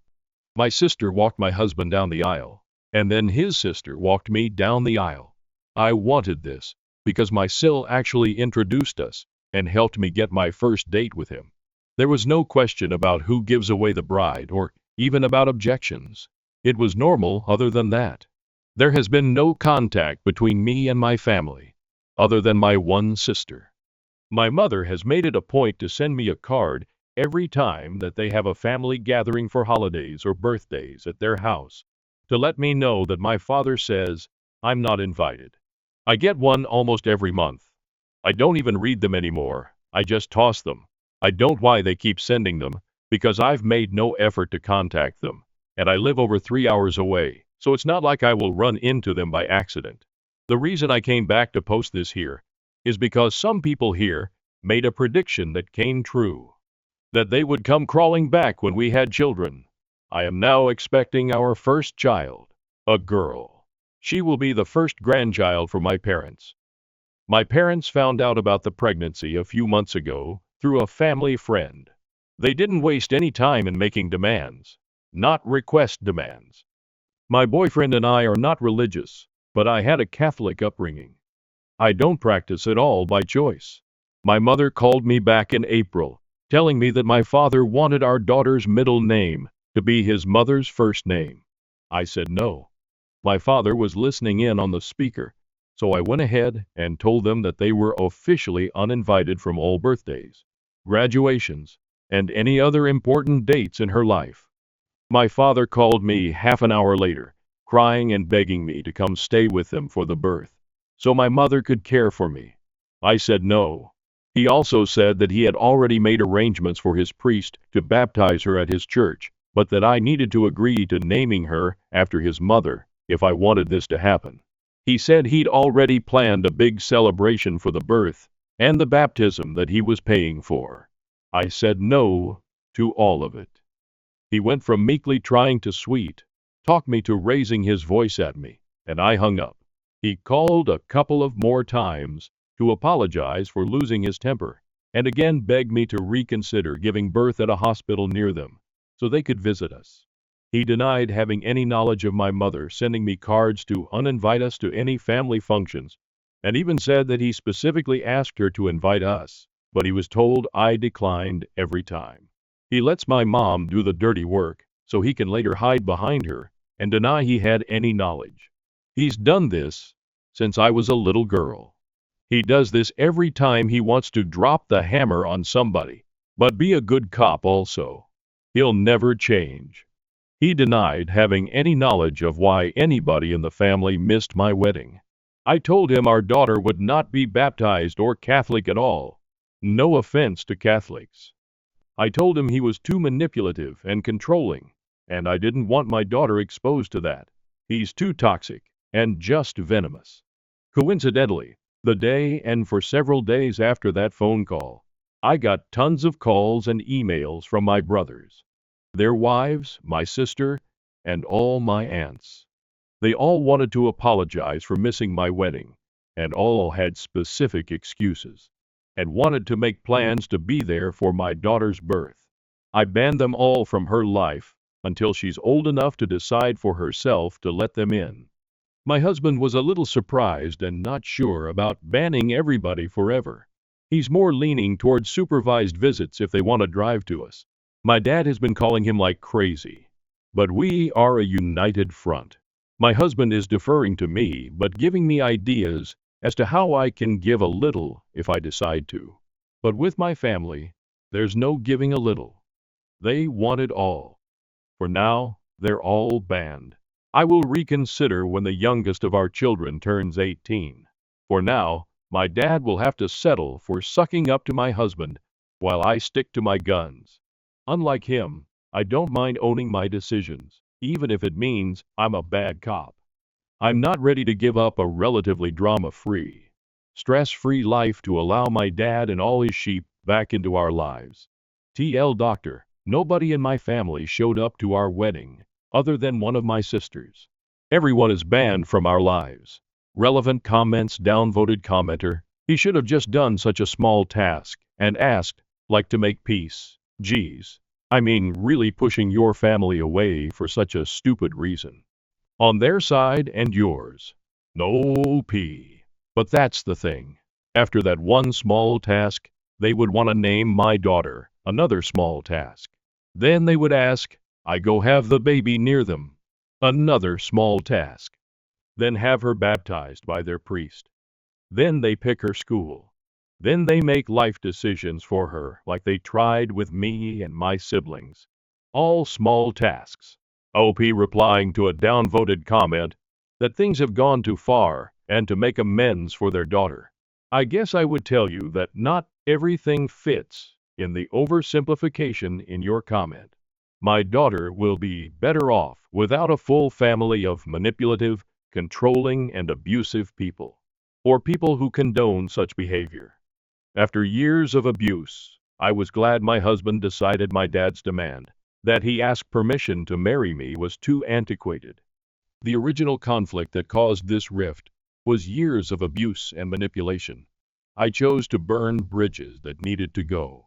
Otherwise, I would never be free to make my own decisions about my own life without consulting with my dad at every turn. The son's behavior is starting to creep me out, but I'm not sure if it's actually inappropriate or just a cultural difference. Original post. Hey there, using a throwaway just in case. So I am from the US and recently moved to Italy to be a nanny. I feel this is important because so far I have not been able to tell if I'm struggling with a cultural difference here in Italy or if I actually have reason to be weirded out. It is easy to tell that the son, Dario, is in middle school, as he is already several inches taller than me and his mom, and has maybe 30 pounds on me. When I first got here, some of the stuff that freaked me out a little I could handle, and I chalked it up to being an Italy thing. This includes stuff like talking almost exclusively in a baby voice when addressing his parents, calling his parents mommy and daddy, fighting physically with his little sister over who gets to sit on mom and dad's lap multiple times throughout the day, fighting with the sister over who gets to sleep with the parents, getting extremely upset when mom or dad leaves for the day, and whining about not getting enough kisses or time, laying in bed kissing with mom, and having his parents blow on chewed food in his mouth because it's too hot. Now, I really don't want to be critical of this if it's normal here, you know? But in the US, I seriously can't imagine a single 7th grade boy engaging in any of these behaviors. So, it's really new to me. And really, it hadn't affected me, so I just let it be. The problem is, though, that now I'm starting to get involved, and it's making me really uncomfortable. For example, our rooms have adjacent windows which allows the kids to see into my entire room at all times. To me, this is pretty inappropriate. What am I supposed to do when I need to change clothes? But I also don't want to seem like I am sexualizing children or accusing them of anything. So I just politely asked for curtains and took to changing in the bathroom. After weeks without curtains, the family finally promised me that someone was coming to put them up. Well, he only put them in the kids' room. Ever since then, I find Dario peeping through the curtains at me multiple times a day. Now I'm sure he is just checking on me or curious about what I'm up to, but it makes me so uncomfortable. I didn't want to tell the family, though, because I'm afraid they would think I was accusing their baby of, like, trying to spy on me changing. So I just took matters into my own hands and hung a blanket up over my window. Another issue has been when we stay at the kids' grandparents' house. There's a room for the parents with a bed for one child, and a room for me with a bed for one child. I figured we would split up boys and girls, and I would stay with the daughter. But nighttime rolls around, and Dario is crawling into the bed next to mine. I was so uncomfortable, I could hardly sleep. I have talked to my friends at home about this, and they all think it's really weird, because we aren't related, and he's a teenager now.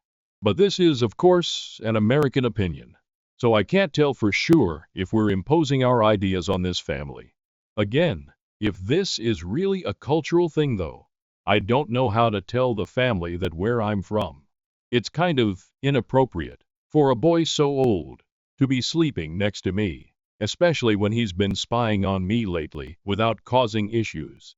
Of course, these behaviors affect other aspects of our life, as well as it is hard to get Dario to do anything, because he usually claims it's too hard to do.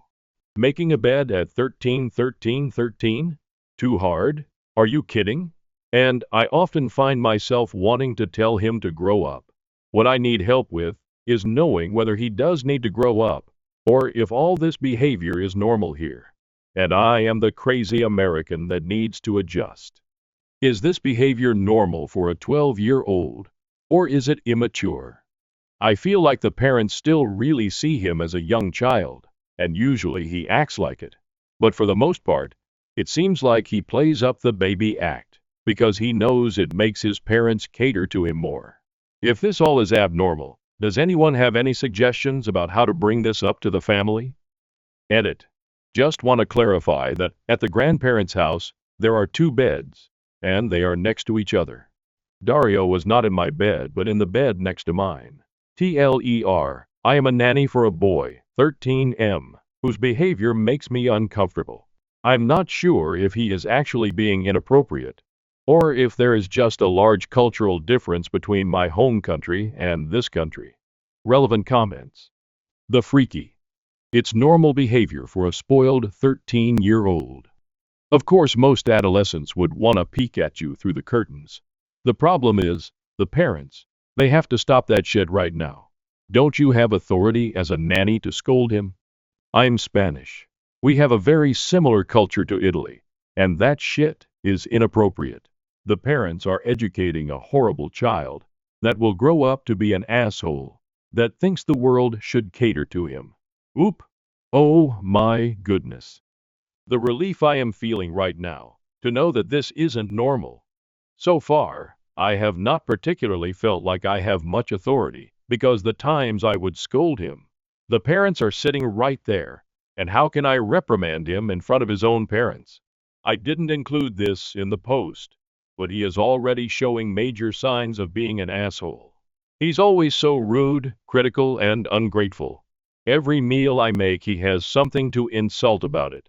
He treats his little sister like shit, even though she is a doll, and often acts more mature than him. And he loves ordering me around and telling me what I'm doing wrong. It drives me up the wall. B186. We've established this kid's behavior is weird, but WTF at the parents responding to your request for privacy/curtains by giving them to the child. OP, I have no clue. They've been really weird about some stuff. Like, this is TMI. But the mom knew I was on my period because I had to ask her where to buy tampons here, and we got to the house, and there's no trash can in the bathroom or in my room. I asked for one multiple times, and she said she would get one, and never did. And when I asked last, she said, well, the kids have a trash can in their room if you need it. Like, when will you TEF, are you not an adult woman? Do you not understand how this works? Do the parents discipline the kids? I asked about discipline when I interviewed, and they said they don't really have to discipline the kids. I should have taken it as a warning sign. Honestly, the mom is very strict about some stuff, so they're very good in certain areas that she deems important. Etiquette, cleanliness. But when Dario picks on the daughter, they just let the kids yell and scream and cry until I step in. They also seem to encourage many of Dario's rude comments, because technically, he does word them politely. For example, I will bust my ass making a meal for the whole family, to be kind and helpful. It is not in my job description, and Dario will eat 4 plates of it and then say, I'm sorry, but why would you cook this like that? And I'll say, that's how we cook it in the US. And he'll say, well, I didn't like it. The Italian way is much better. And then put his plate on mine for me to take it to the kitchen and leave. No. Thanks for cooking. No. But I did like this part. Just insult. Clean my plate. Bye. He loves to criticize. Is the child autistic? I thought about the autism initially, but I'm fairly certain it isn't that, because when his parents are gone, the baby act completely turns off, and he acts like any other teenager, albeit manipulative and critical, I have ever known. And I have worked in childcare, in the classroom, and as a coach for years now. Update. Hi all. I'm back. Yesh, how long has it been? 3 or 4 months later with an update. Long story short, I quit. Here's the long version for those interested. The curtain issue. Like I said in my last post, I had just hung a blanket for privacy. And since then, there have been no peeping issues. I asked 2 more times for curtains, and was reassured, both times, that the curtain man would come to hang them in my room. He did come back once, and hung more curtains in the kids' room, but again, not in mine. Then I was told that they didn't like him, and would be finding another curtain guy to hang my curtains. It's been 4 months. No more mention of it. I still use the blanket. The vacation issue. I have simply refused to go on vacation with them. I'm off on weekends, and I've reached a point where I just refuse to be home for the entire weekend and manage not to see them from Friday night until Monday morning if I can help it. I go on weekend trips, crash on couches, sneak into my room when they're eating. Things like that just to avoid seeing anyone on my days off. The Dario issue. Dario still acts extremely immaturely. I've warmed up to him a lot, and I've figured out how to cut his rudeness and such. He's become a lot more positive and kind, especially because his mom has been gone a lot, and he's with me every day. I am very upbeat and have worked really hard to get him to socialize and speak kindly. Unfortunately, he seems to have almost regressed in terms of his childish behavior. He still sits on laps, kisses a lot, and sleeps with a parent when the other is gone. The baby talk is constant. Constant. For example, he loves to repeat back butchered syllables of words, if that makes sense. Like his dad will say, "Pasame un cuchillo," pass me a spoon, and he will clap and exclaim, "Ayo," or "Voy del agua," do you want water? And he'll go, "Qua qua." He also has started eating kind of like a baby too. Like he'll take the remaining tomato sauce that we used on pasta and use the giant spoon to drink it out of the pot and get it all over his face. And then suck on each of his fingers. But when I look at his parents, they're looking at him like when you see a cute baby trying to use a fork and getting food on his face. But he's 13, so it's honestly sickening to watch and listen to. He won't lock the door when he goes to the bathroom or showers. Why, I started locking the door when I was like 7. And he even cried the other day when his sister sat on the foot of his bed. He doesn't like things touching his bed. And guess what? The parents got mad at the daughter, said it was her fault for baiting him. She just had to tie her shoe for a second, and declared that it's her fault. Dario will be upset all night. He also hasn't made any progress with friends, and has taken to playing League of Legends, so he won't leave his room, or do any activities, or lessons with me or the sister. It's pretty sad, honestly. Basically, the hardest part of this whole thing has been the mother. I won't even go into it here, but she's honestly clinically insane, and I feel so bad for all the people in this house that have to put up with her. She's just a power-hungry, jealous, bitter woman who needs to see a professional. Basically, I went home for Christmas to be with my friends and family and realized how bad this experience was for my health. I was going out drinking almost every night to escape the house. I was sleeping horribly because I knew she was here, and her presence gave me awful anxiety. I was getting yelled at every day even when I did nothing wrong. I was at home in the States, and the thought of going back made me absolutely miserable. So when I came back, I told them I needed to go back early for medical reasons. Not totally untrue. And now I'm set to leave the march. They found a new girl.